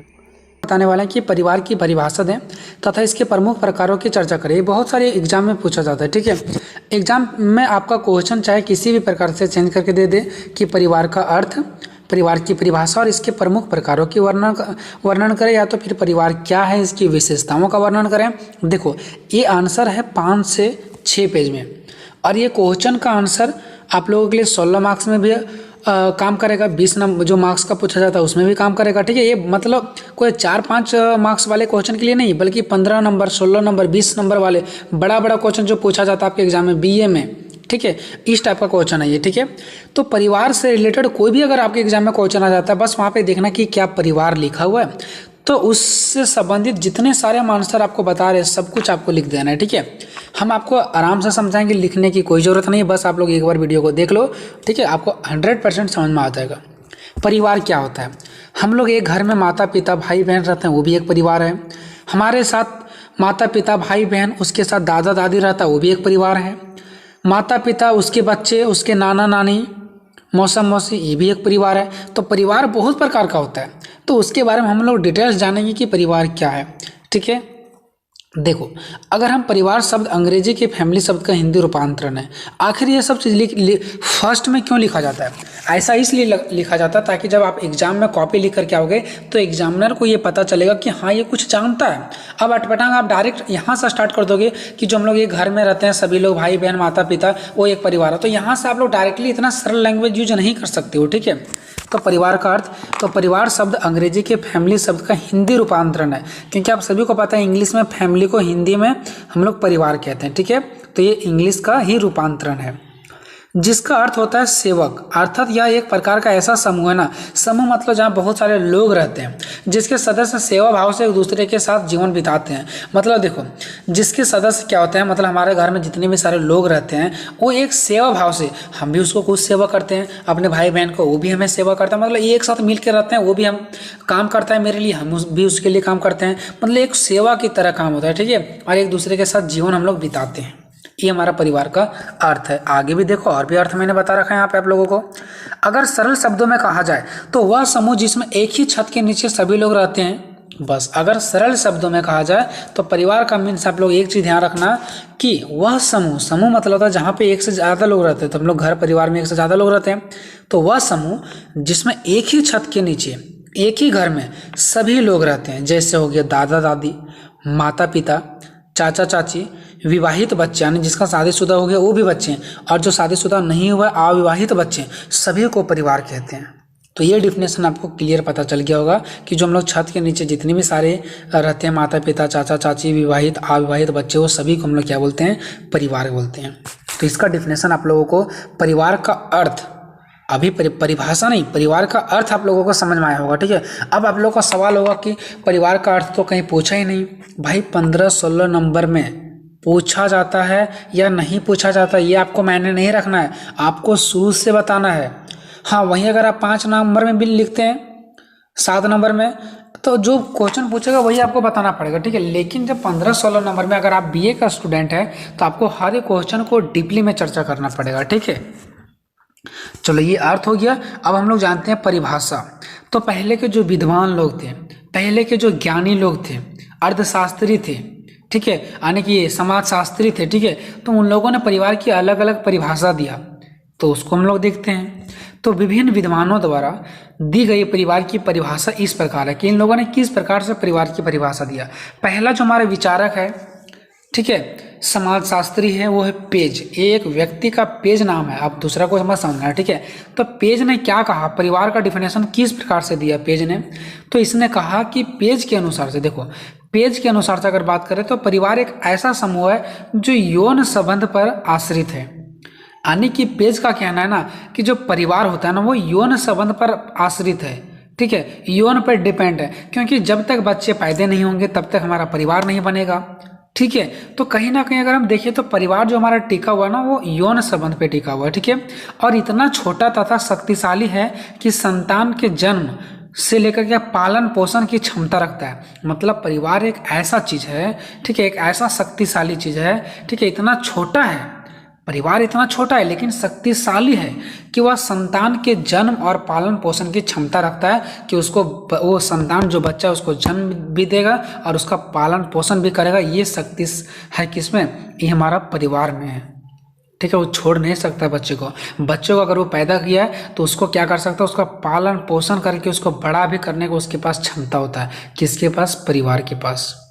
ठीक है, तो ये किसका कहना है? पेज का कहना है। ठीक है, अब हम देखते हैं जो दूसरा व्यक्ति है, ठीक है, बीजेंस। ये बीजेंस का क्या कहना है? ये जो हमारा समाजशास्त्री थे बीजेंस, तो इसने क्या कहा परिवार के बारे में? तो इसने कहा, बीजेंस ने इसे एक अर्थ में कहा, हम परिवार की परिभाषा में एक बच्चे सहित स्त्री और उनकी देखभाल के लिए पुरुष को ले सकते हैं। मतलब इन लोगों, ये जो था बी जेंट्स, इसने एक शब्दों में कहा कि परिवार की भाषा में हम सिंपल सा एक बच्चे सहित स्त्री और उनके देखभाल के लिए पुरुष को ले सकते हैं। मतलब हम परिवार के रूप में किसको ले सकते हैं? पुरुष को। क्यों? क्योंकि एक बच्चे को सहित स्त्रियों को, एक बच्चे का पालन पोषण, उसके साथ साथ उसके माता पिता बोलो, यानी कि उसके माता को बोल लो, स्त्री लोगों का, उनका देखभाल के लिए हम पुरुष को एक परिवार के रूप में ले सकते हैं। कि पुरुष के कारण ही बच्चा का पालन पोषण होता है, उसके स्त्री का, उसके बीवी का पालन पोषण होता है। तो कहीं ना कहीं अगर ये परिवार एक साथ इकट्ठा अगर हुआ है तो उस पुरुष की वजह से हुआ है, तो हम पुरुष को ले सकते हैं। अगर पुरुष कमा करके नहीं देता तो शायद, ठीक है, उसका जो स्त्री है वो कहीं और रहती है, अपने बच्चों को लेकर के कहीं और कमाती है और अपना गुजर करती, ठीक है। तो उस प्रकार से फिर परिवार नहीं बनता। तो कहीं ना कहीं उस परिवार में, उस पुरुष में वो दम है जिसकी वजह से वो अपने स्त्री को, बच्चों को एक जगह रख पाई है और अपना परिवार को संभाल रहा है। तो हम परिवार के रूप में उस पुरुष को ले सकते हैं जो बच्चों का और स्त्रियों को अभी तक देखभाल कर रहा है, ठीक है। तीसरा, मजुमदार के अनुसार से, आखिर ये समाजशास्त्री जो मजुमदार था इसने क्या कहा? तो इसने कहा परिवार ऐसे व्यक्तियों का समूह है जो एक ही छत के नीचे रहते हैं और रक्त से संबंधित होते हैं। मतलब इसने कहा जो भी व्यक्ति छत के नीचे होता है रक्त से संबंधित होते हैं। मतलब ये नहीं कि छत के नीचे कोई दूसरा व्यक्ति आ गया तो भी हमारा परिवार में ऐड हो जाएगा, नहीं, रक्त से संबंधित मतलब हमारा ही खून का होना चाहिए, हमारा ही भाई बहन होना चाहिए, हमारा ही परिवार में होना चाहिए, ठीक है। तो ये परिभाषा हम लोगों ने देख लिया 3 व्यक्ति का, पहला, दूसरा और तीसरा, ठीक है। अब हम लोगों ने परिभाषा रही कि यहाँ पे देखो चौथा व्यक्ति का भी है जो कि बहुत आसान है, भले आपको लंबा दिख रहा होगा बट बहुत आसान है। 4 में से आपको कोई भी अगर 2-3 आसान लगता है तो वो भी आप लोग लिख सकते हो, ठीक है।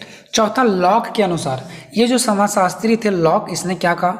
तो लॉक के अनुसार परिवार ऐसे व्यक्तियों का समूह, इसने कहा कि व्यक्तियों जो समूह है ना, यानी जो परिवार है ना, वो ऐसे व्यक्तियों का समूह है जो विवाह, रक्त अथवा गोद लेने के संबंधों द्वारा संगठित है, छोटी सी गृहस्थी का निर्माण करते हैं, छोटी सी गृहस्थी का निर्माण करते हैं और पति पत्नी, माता पिता, पुत्र पुत्री, भाई तथा बहन के रूप में एक दूसरे से अंतक्रियाएं करते हैं तथा एक सामान्य संस्कृति की देखभाल करते हैं। मतलब इनका कहना सिंपल सा ये बात है कि परिवार वो चीज़ होता है जिसको, जो विवाह में हो, विवाह होता है, देखो विवाह से भी परिवार बनता है, रक्त से यानी हमारा बाल बच्चा हुआ तो हमारा ही खून का है, गोद लेने से अगर हम किसी बच्चों को, अगर मान लो छोटा सा बच्चा को कहीं भूला गया, ठीक है, उसको हम अपने पास गोद ले लिए तो वो भी हमारे ही परिवार में आ जाएगा, फिर वो हमारे ही खून से एक तरह से देखे तो बन जाएगा, ठीक है, भले अपना खून का नहीं बट बन जाता है, ठीक है। तो ऐसे ही जो हम लोग एक साथ इकट्ठा होते हैं वो हमारा परिवार कहलाता है। और जो हम लोग छोटे से गृहस्थी के अंदर रहते हैं, पति पत्नी, माता पिता, पुत्र, भाई बहन के रूप में एक दूसरे से अंतःक्रिया करते हैं, एक दूसरे से मेल जोल कर रहते हैं, खाते पीते हैं, साथ रहते हैं,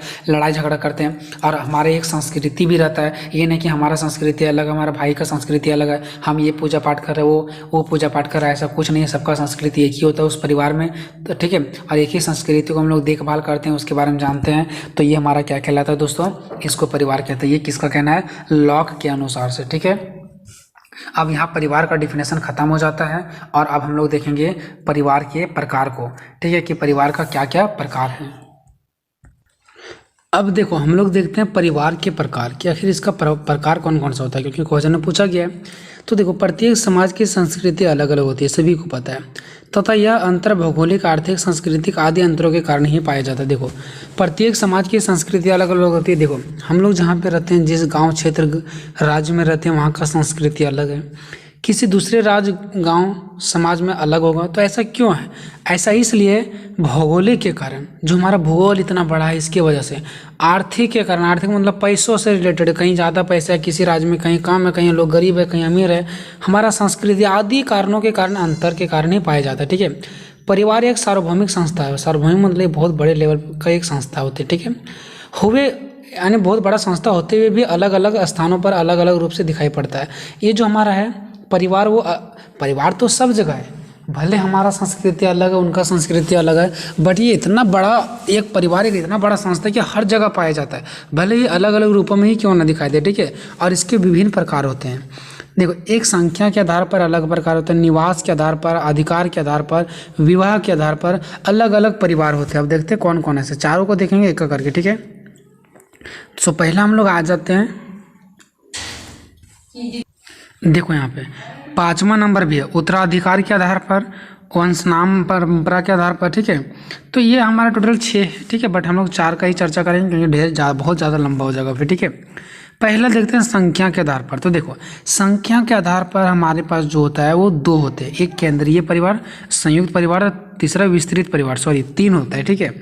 तो देखते हैं संख्या के आधार पर कौन कौन सा परिवार होता है। एक होता है केंद्रीय परिवार, यानी जिस परिवार में केवल और केवल पति पत्नी और उनके अविवाहित बच्चे हो, मतलब जिस बच्चों का शादी भी नहीं हुआ है, जो घर में ही रह रहे हैं, ठीक है, जो इसका शादी हो जाएगा वो तो बाहर चल जाएगा।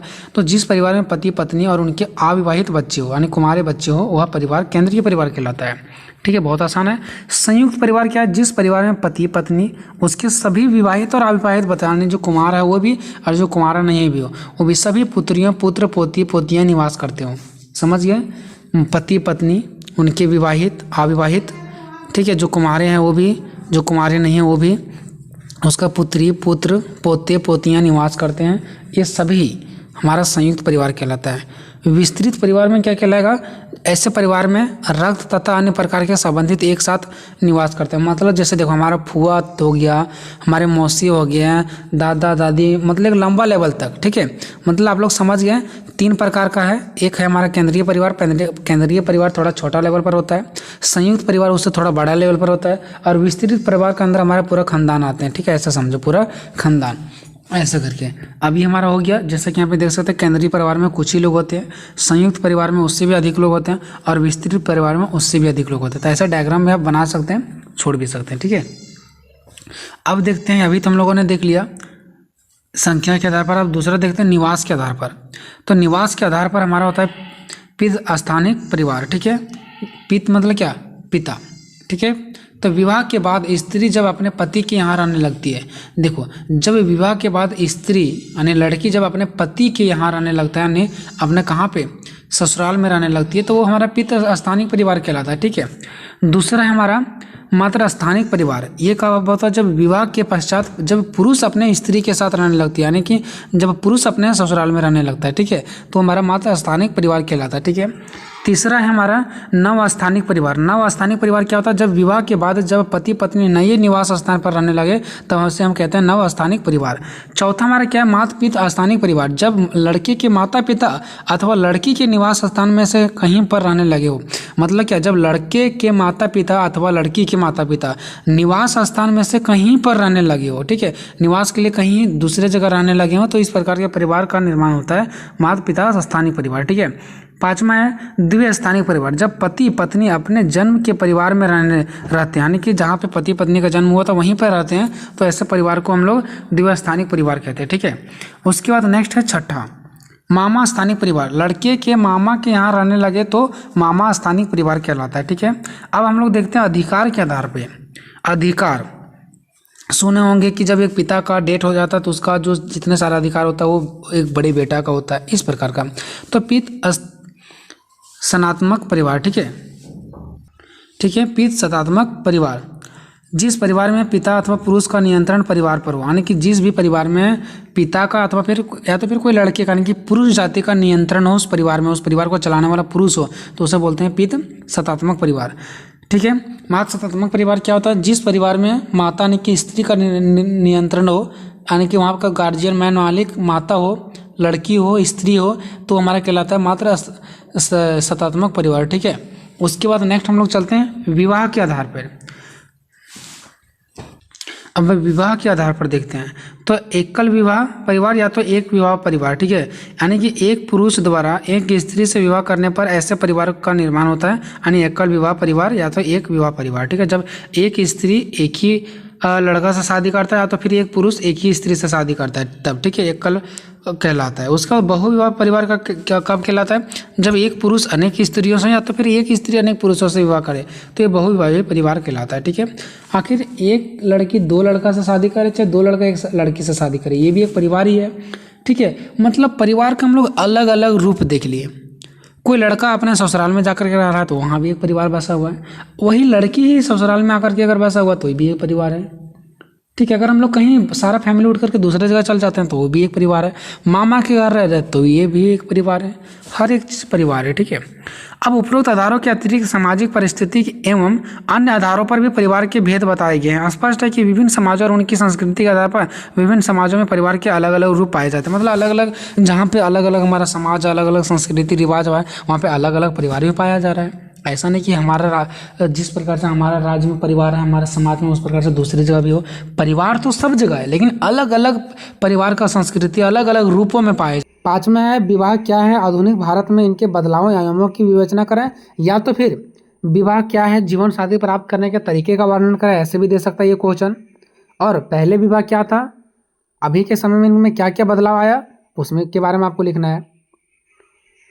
हेलो दोस्तों, मेरा नाम रोहित और स्वागत है आप सभी को अपने यूट्यूब चैनल बीसी सेंटर में। तो आज की इस वीडियो में हम बताने वाले हैं विवाह क्या है, जनजातियों में जीवन साथी प्राप्त करने के तरीके का वर्णन करें। ठीक है, विवाह क्या है और जनजातियों में जीवन साथी प्राप्त करने के तरीके का वर्णन करें। ठीक है, ये क्वेश्चन बहुत ही इंटरेस्टिंग होने वाला है। ठीक है, आपको पढ़ पढ़ के थोड़ा सा हंसी भी आएगा और इस क्वेश्चन को आपको रटने की जरूरत नहीं है। ठीक है, इस क्वेश्चन को एक बार वीडियो देखो, चाहे जितना भी मिनट का वीडियो बन रहा है। ठीक है, तो जितना भी मिनट का वीडियो बना हुआ है उस बस वीडियो को आप लोग देख लो और चुपचाप मोबाइल को रख दो, ये क्वेश्चन आपके दिमाग में सेट हो जाएगा।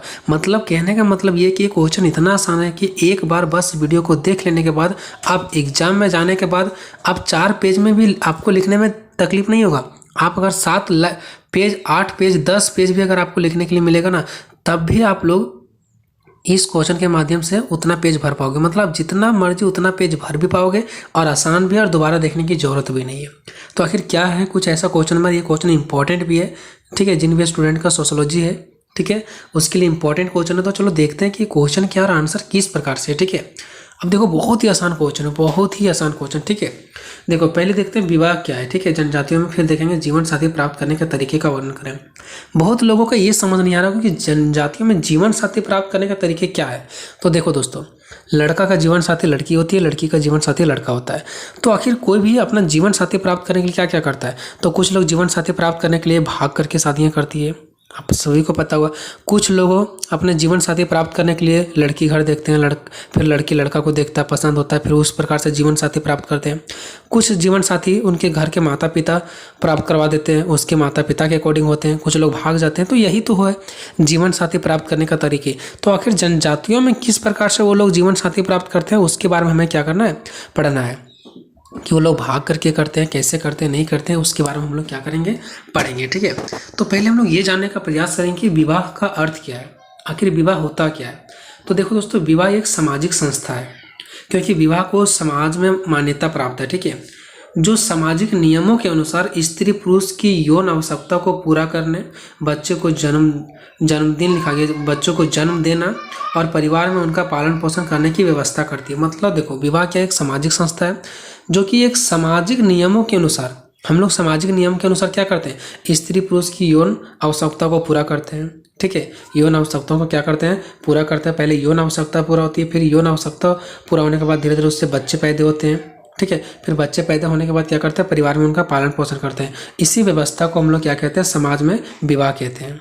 ठीक है, आप लोग समझ में आ गया होगा। पहले यौन संबंध, फिर यौन संबंध के बाद बच्चा पैदा होते हैं, फिर बच्चा का परिवार में पालन पोषण करते हैं, वही हमारा क्या कहलाता है, विवाह कहलाता है। यही व्यवस्था हमारा क्या कहलाता है, विवाह कहलाता है। जो कि नीचे हम लोग डायग्राम के माध्यम से आपको मैंने दिखा भी दिया। स्त्री पुरुष की यौन संबंध होता है पहले, फिर बच्चे जन्म लेते हैं, फिर बच्चे का क्या होता है, पालन पोषण होता है। इसी व्यवस्था को समाज में हम लोग क्या बोलते हैं, विवाह बोलते हैं। ठीक है, ये विवाह समझ में आ गया होगा आप लोगों को। अब थोड़ा विवाह का परिभाषा देख ले, तो उसके बाद बहुत ही इंटरेस्टिंग पॉइंट स्टार्ट होने वाला है कि जनजातियों में जीवन साथी प्राप्त करने का तरीके कौन कौन सा है। तो देखो, विवाह की परिभाषा, तो विभिन्न विद्वानों द्वारा विवाह की परिभाषाएं इस प्रकार है, अलग अलग परिभाषा दिया गया है बोगार्ट्स के अनुसार। ये जो बोगार्ट्स विद्वान है, इसने क्या कहा था, इसने कहा विवाह जो है ना, वो स्त्री और पुरुषों को पारिवारिक जीवन में प्रवेश कराने की एक संस्था है। मतलब विवाह क्या है, एक ऐसा सामाजिक संस्था है जो कि स्त्री और पुरुषों को एक पारिवारिक जीवन में प्रवेश कराती है। ठीक है, अभी आप लड़के हैं, आप किसी लड़की से शादी करेंगे या तो फिर लड़की किसी लड़के से शादी करेंगे, तो एक स्त्री पुरुष क्या करते हैं, एक पारिवारिक जीवन में बसते हैं, परिवार बना लेते हैं फिर धीरे धीरे। ठीक है, आप अभी खुद एक परिवार के नीचे परिवार में रहते होंगे, खाते होंगे, लेकिन आप फिर कुछ दिनों के बाद अपना खुद का एक परिवार बना लेंगे। तो यही है कहना किसका, बोगार्ट्स का। ठीक है, अब देखते हैं जॉनसन के अनुसार। ये जॉनसन ने क्या कहा, इसने कहा कि यह एक अस्थायी संबंध है। अस्थायी संबंध मतलब ये कभी हटने वाला नहीं है, मतलब एक ही जगह का एक पारिवारिक अस्थायी संबंध है जो कभी बदलता नहीं है। ठीक है, जिसमें एक पुरुष और एक स्त्री समुदाय में अपनी प्रतिष्ठा को खोए बिना, जिसमें से एक पुरुष और स्त्री यानी कि एक लड़का और लड़की समुदाय में यानी कि जिस समाज में रह रहे हैं वहाँ पे अपनी प्रतिष्ठा को बिना खोए संतान उत्पन्न करने की सामाजिक स्वीकृति प्रदान करते हैं। मतलब आप लोग देखते होंगे कि बिना अपना प्रतिष्ठा खोए हुए, ठीक है, अपने रिलेशन बना करके अपने क्या करते हैं, वो संतान पैदा करते हैं और अपना क्या करते हैं, जीवन को आगे बढ़ाते हैं। और इस प्रकार से उसको समाज में स्वीकृति भी मिलती है, समाज उसे मान्यता भी प्राप्त देती है। ठीक है, आप किसी भी तरीक़ा से कहीं भी कुछ नहीं कर सकते। ठीक है, मतलब एक आप जैसे बोलते हैं पर्दे के अंदर रह करके संतान पैदा करना, उस प्रकार से ये कहना है कि वही हमारा विवाह है। ऐसा कौन कहा, जॉनसन ने लिखा है। ठीक है, तो ये हमारा हो गया विवाह, विवाह का परिभाषा। ठीक है, उसके बाद हम लोग चलते हैं नेक्स्ट, जनजातियों में जीवन साथी चुनने का तरीका। अब यहाँ से हमारा स्टार्ट होता है कि जनजातियों में जीवन साथी चुनने का कौन कौन सा तरीके हैं। तो यहाँ पे जनजातियों लोगों में जीवन साथी चुनने का अनेकों तरीके हैं। जीवन साथी चुनने का मतलब हो गया कि एक तरह से आप लोग सिंपल वर्ड में समझ लो, शादी करने का तरीका। जीवन साथी मतलब क्या होता है, शादी करना होता है ना। हम अपना शादी करेंगे तो अपना जीवन साथी चुनेंगे, आप अपना शादी करेंगे तो अपना जीवन साथी चुनेंगे। तो इस प्रकार से होता है जीवन साथी, उसी को बोलते हैं। तो एक है अपहरण विवाह, दूसरा है परीक्षण विवाह, तीसरा है विनिमय विवाह, चौथा है परीक्षा विवाह, पांचवा है क्रय विवाह, छठा है सेवा द्वारा विवाह, और सातवां है सहमति विवाह, और आठवां है हट विवाह। ठीक है, तो ये सब देखते हैं कि कौन कौन सा विवाह होते हैं। ठीक है, एक करके आठों का हम लोग चर्चा करेंगे। हम बोले ना कि आप लोग अगर 10 पेज लिखने के लिए मिलेगा तो 10 पेज भी लिख लोगे, लेकिन प्रयास करना कि आप लोग ज़्यादा टाइम इसमें गंवाना नहीं है। आप लोग ज़्यादा से ज़्यादा 4 पेज 5 पेज लिखना है। ठीक है, अच्छे से लिखना है तभी नंबर मिलता है, ज़्यादा पेज लिखने से नंबर नहीं मिलता है। ठीक है, तो 4-5 पेज लिखो, जहाँ पर हो जाएगा वहीं खत्म हो जाएगा। ठीक है, मान लो सपोज करो कि आपका यहाँ पे मैंने टोटल 8 पॉइंट बता रहे हैं, आपका 5 पेज यानी 5 पॉइंट लिखते लिखते आपका 5 पेज पहुँच गया, तो छोड़ दो, फिर आगे लिख दो। इसी प्रकार का अन्य भी प्रचलित है, अन्य प्रकार की भी क्या है, जीवन साथी प्राप्त करने की अन्य भी विधियाँ या तो फिर विवाह प्रचलित है। ठीक है, तो देखना है आपको कि आपका जितना जो चाहिए वो आपको मिल रहा है कि नहीं मिल रहा है। ठीक है, तो ये 8 पॉइंट को हम लोग एक करके चर्चा करेंगे। बस आपको याद रखना है अपहरण विवाह, परीक्षण विवाह, विनिमय विवाह। अब ये 8 पॉइंट को हम याद करने का तरीका भी बता देंगे। पहले हम लोग देख लेते हैं कि ये सब विवाह होती क्या है। ठीक है, देखो बस आपको हम पढ़ के सुनाएंगे, इसमें कुछ भी आपको बताने की जरूरत नहीं है, कुछ भी नहीं। अपहरण विवाह क्या होता है, तो इस प्रकार की विवाह पद्धति में पुरुष स्त्री को बलपूर्वक छीनकर ले जाता है और उसे अपनी पत्नी बना लेता है। बलपूर्वक छीनकर विवाह करने की पद्धति विशेष रूप से संथाल जाति में, हो जाति में, मुंडा जनजाति में और बिरोज इत्यादि जनजाति में प्रचलित है। अपहरण का मतलब ये हो रहा है अपहरण करना, आप लोग नाम सुनेंगे। तो अपहरण में क्या करता है, कोई भी पुरुष स्त्री को बलपूर्वक क्या करता है, छीन लेता है और उसे अपनी पत्नी बना लेता है। ठीक है, समझ गए। तो अपहरण का मतलब ये होता है ना, किसी से छीन लेना, जबरदस्ती करना। ठीक है, तो इस प्रकार से जो स्त्रियों को बलपूर्वक छीन करके क्या करते हैं, उससे अपना पत्नी बना लेते हैं, शादी कर लेता है, उसको बोलते हैं अपहरण विवाह। ठीक है, एक तरह से जबरदस्ती विवाह भी बोल सकते हैं इसको। ठीक है, दूसरा क्या, परीक्षण विवाह। परीक्षण विवाह में क्या होता है, देखो परीक्षण का मतलब यहाँ पे ये होता है, जैसे कि परीक्षण का मतलब होता है कि हम लड़की को देखेंगे, लड़की हमको देखेगा, वो हमारे बारे में परीक्षण करेगा, जांच पड़ताल करेगा। परीक्षण मतलब जांच समझो, और लड़का लड़की का जांच करती है, लड़की लड़का का जांच करता है। अगर दोनों का पसंद हो जाता है तभी शादी करता है, तो इसको बोलते हैं परीक्षण विवाह। तो इस प्रकार के विवाह में होने वाले वर वधु यानी लड़का लड़की को एक दूसरे को भली भांति समझने के लिए एक साथ रहने का अवसर प्रदान किया जाता है कि दोनों अभी 10 मिनट 20 मिनट एक साथ क्या करो, रह लो। यदि भी इस परिवीक्षाकल में के पश्चात विवाह करना चाहते हैं, यानी कि वो एक साथ बैठने के बाद परिणाम स्वरूप या तो इस परीक्षण के बाद विवाह करना चाहते हैं तो उनका विवाह कर दिया जाता है। लेकिन यदि दोनों अनुकूल ना होने की दिशा में, यानी कि अगर दोनों एक दूसरे को पसंद नहीं करते हैं, पृथक हो जाते हैं, अलग हो जाते हैं, तो युवक मतलब ये लड़का को कन्या के माता पिता को कुछ हट जाना यानी कि क्षतिपूर्ति देना पड़ता है। क्यों? क्योंकि वो आपका लड़का मेरे लड़के के साथ रह करके कुछ देर बात किया, ठीक है, और पसंद नहीं हुआ, इसकी वजह से लड़के के माता पिता को कुछ, लड़कियों के घर वालों को कुछ क्षतिपूर्ति देना पड़ता है। क्षतिपूर्ति मतलब होता है जिस प्रकार से कि मैंने कोई गुनाह कर दिया है, इस प्रकार से। ठीक है, तो इस प्रकार से देना पड़ता है। अगर पसंद नहीं हुआ तो लड़कियों वालों को कुछ नहीं देना पड़ता, लड़कों वाले माता पिता को लड़कियों के माता पिता को देना पड़ता है, क्योंकि आप लड़की के घर गए थे, उसके साथ बैठ करके बात किए। ठीक है, तो इसको बोलते हैं परीक्षण विवाह। पसंद हो गया तो ठीक है, अगर पसंद नहीं होता है तो लड़के वालों को ही कुछ देना पड़ता है, लड़की वालों को। ठीक है, इसी को बोलते हैं हम लोग हर्जाना यानी कि क्षतिपूर्ति, कि आपको कुछ देना ही पड़ेगा, तो क्षतिपूर्ति देना पड़ता है, ऐसा लिख देना आप लोग। ठीक है, उसके बाद तीसरा विनिमय विवाह। ये विनिमय विवाह क्या होती है?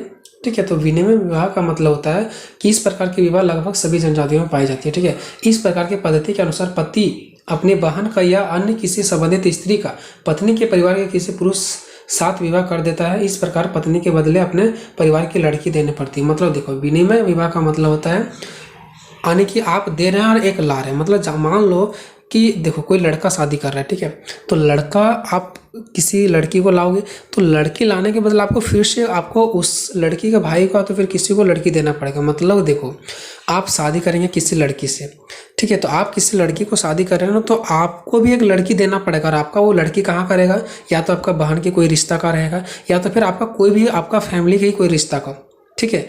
आपको एक लड़की देना पड़ेगा तभी आप एक लड़की को ला सकते हैं। इस विवाह को बोलते हैं विनिमय विवाह, ठीक है। मतलब आप अगर शादी करने जा रहे हैं तो आप लड़की लाएंगे ही सिर्फ नहीं, आपको एक लड़की देना भी पड़ेगा। चाहे आप किसी भी पारिवारिक की कोई लड़की को दे सकते हैं और आप एक लड़की को ला सकते हैं। इसको बोलते हैं विनिमय विवाह, ठीक है। क्योंकि आप लोग एक तरह से ये भी समझ सकते हैं लड़कियों की कमी की वजह से भी ऐसा किया जा सकता होगा, ठीक है, बट मुझे नहीं पता, बस मैं समझाने के लिए कर रहा हूँ। बट आपको किसी भी तरीके से कोई भी तरीके से माइंड नहीं लेना है, ठीक है। बस मेरा प्रयास यही रहता है कि आप लोगों को समझ में आ जाए, चाहे मुझे खोरठा लैंग्वेज में, चाहे किसी भी तरीका नीचे गिर कर मुझे क्यों ना समझाना पड़े, ठीक है। उसका चौथा है परीक्षा विवाह। इसके पहले सुनेंगे परीक्षण विवाह। परीक्षण विवाह का मतलब होता है जांच पड़ताल करना, ठीक है, और परीक्षा विवाह का मतलब होता है एक तरह से एग्जाम लेना, ठीक है। तो परीक्षा विवाह क्या होता है, तो देखो जनजातीय समाजों में शारीरिक शक्ति का महत्व अधिक होने के कारण विवाह के लिए इच्छुक नवयुवक को अपनी शक्ति और साहस की परीक्षा देनी होती है।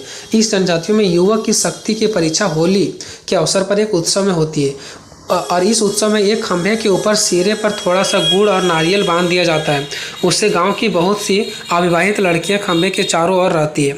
जो भी नवयुवक गुड़ और नारियल तक सफलपूर्वक पहुंच जाते हैं उनका अधिकार होता है कि वह किसी भी अविवाहित लड़की से शादी कर सकता है। देखो क्या होता है, ठीक है, होता क्या है, देखा जाता है कि जिस लड़के के पास ज़्यादा बल है, ठीक है, जिसके पास ज़्यादा योग्यता है, उसको अधिकार हो जाता है कि आप किसी भी लड़की को चुन करके शादी कर सकते हैं। अब ऐसा विवाह क्या होती है, देखो मैं बताता हूँ।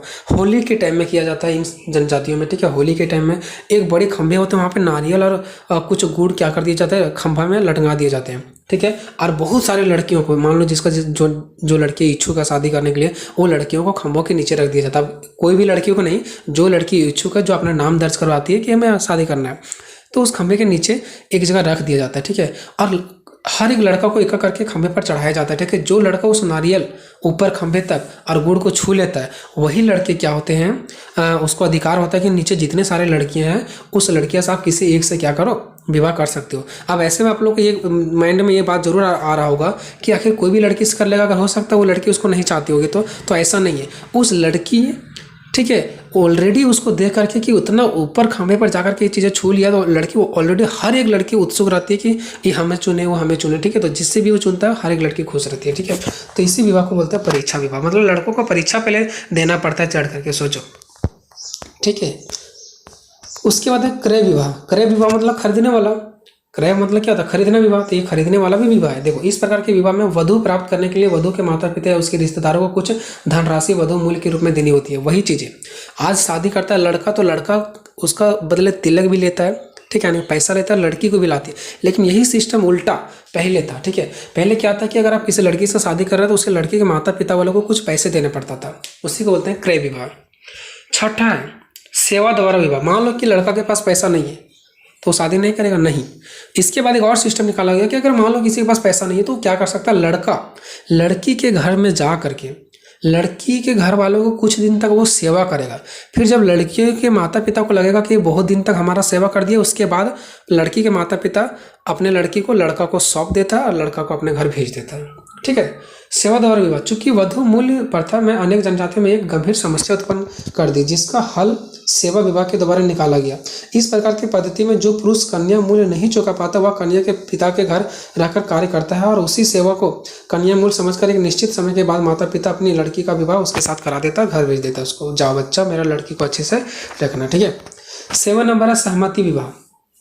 अब ये सहमति विवाह क्या है, यदि युवक और युवती यानी लड़का लड़की परस्पर विवाह करने के लिए पूर्णतः तैयार हो, लेकिन उनके माता पिता अथवा जनजातीय नियमों के अनुसार उन्हें विवाह की अनुमति ना मिल पा रही हो, तब वे अपने गांव से जंगल अथवा बस्ती में पलायन कर जाते हैं और यहाँ वे तब तक रहते हैं जब तक उन्हें माता पिता से विवाह की अनुमति ना मिल जाए अथवा उनके संतान ना हो जाए। संतान होने के बाद उन्हें घर लौटाने पर कुछ अतनाएं भले ही मिले, लेकिन अंत में उन्हें विवाह को मान्यता प्राप्त मिल जाती है। मतलब देखो यहाँ पे सहमति विवाह का मतलब ये होता है कि मान लो कि लड़का लड़की एक दूसरे को पसंद कर रहा है, ठीक है, और उनके घर वाले क्या कर रहे हैं, इग्नोर कर रहे हैं, मतलब उनके घर वाले उस लड़के लड़की को पसंद नहीं कर रहे हैं, ठीक है, उनकी बातों को नहीं मान रहे। तो उस कंडीशन में लड़का लड़की क्या करते हैं, कहीं जंगलों की तरफ या तो कहीं दूसरी जगह प्लान कर जाते हैं, भाग जाते हैं।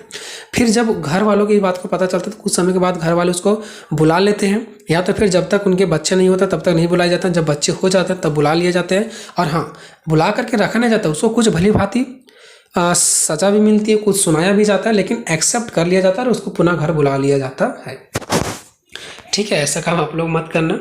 8 नंबर है हठ विवाह। ये हठ विवाह क्या, तो इस प्रकार के विवाह में जब स्त्री किसी पुरुष प्रेमी से विवाह करना चाहते हैं लेकिन प्रेमी विवाह करने से मना कर दे, उस समय युवती उसके घर में घुसकर बैठ जाती है और लड़के के परिवार वाले उसे निकालने का पूरा प्रयास करते हैं। यदि लड़के के माता पिता उसे निकालने में असफल हो जाते हैं तो लड़के को उस लड़के से विवाह करना ही पड़ता है। मतलब देखो, एक ऐसा भी विवाह है हठ विवाह, अन्य का लड़का हट कर रहा है, ठीक है, अन्य लड़का उस लड़की को पसंद नहीं कर रहा है लेकिन लड़की उस लड़का को पसंद कर रहा है।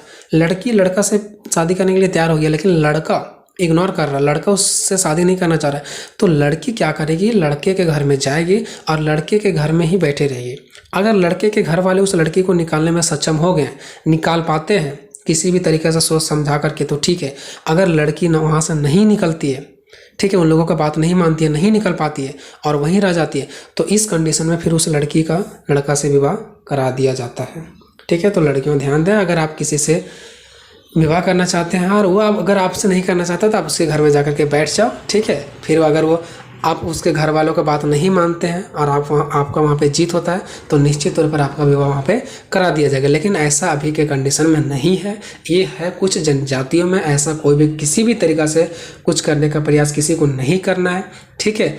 बस आपको अपने माता पिता के बात मानना है, ठीक है, और उसी के अकॉर्डिंग करना है। ये मेरा अनुसार है, बाकी मैं किसी को कुछ ज़बरदस्ती नहीं बोल सकता हूँ। ये क्वेश्चन था, ठीक है, इसका मुझे आंसर समझाना था, मैं आपको बता दिया था। जितना भी नीचे गिर के मुझे क्वेश्चन का आंसर समझाना पड़ेगा मैं समझाऊंगा। और हाँ, लास्ट में मैं यही बोलूँगा, जितने सारे क्वेश्चन आंसर बाकी हो मैं जल्दी करवा दूंगा, ठीक है। कमेंट में अपना राय जरूर देना, ठीक है, कि मैं कब तक सारा क्वेश्चन का आंसर करवा दूं। मिलेंगे नेक्स्ट वीडियो में, तब तक जय हिंद जय भारत। इसके बाद देखिए दोस्तों, क्वेश्चन नंबर 6, 7, 8 ये तीनों का आंसर मैंने कंप्लीट नहीं करवाया है, जल्द ही नेक्स्ट पार्ट में कंप्लीट करवा दूंगा।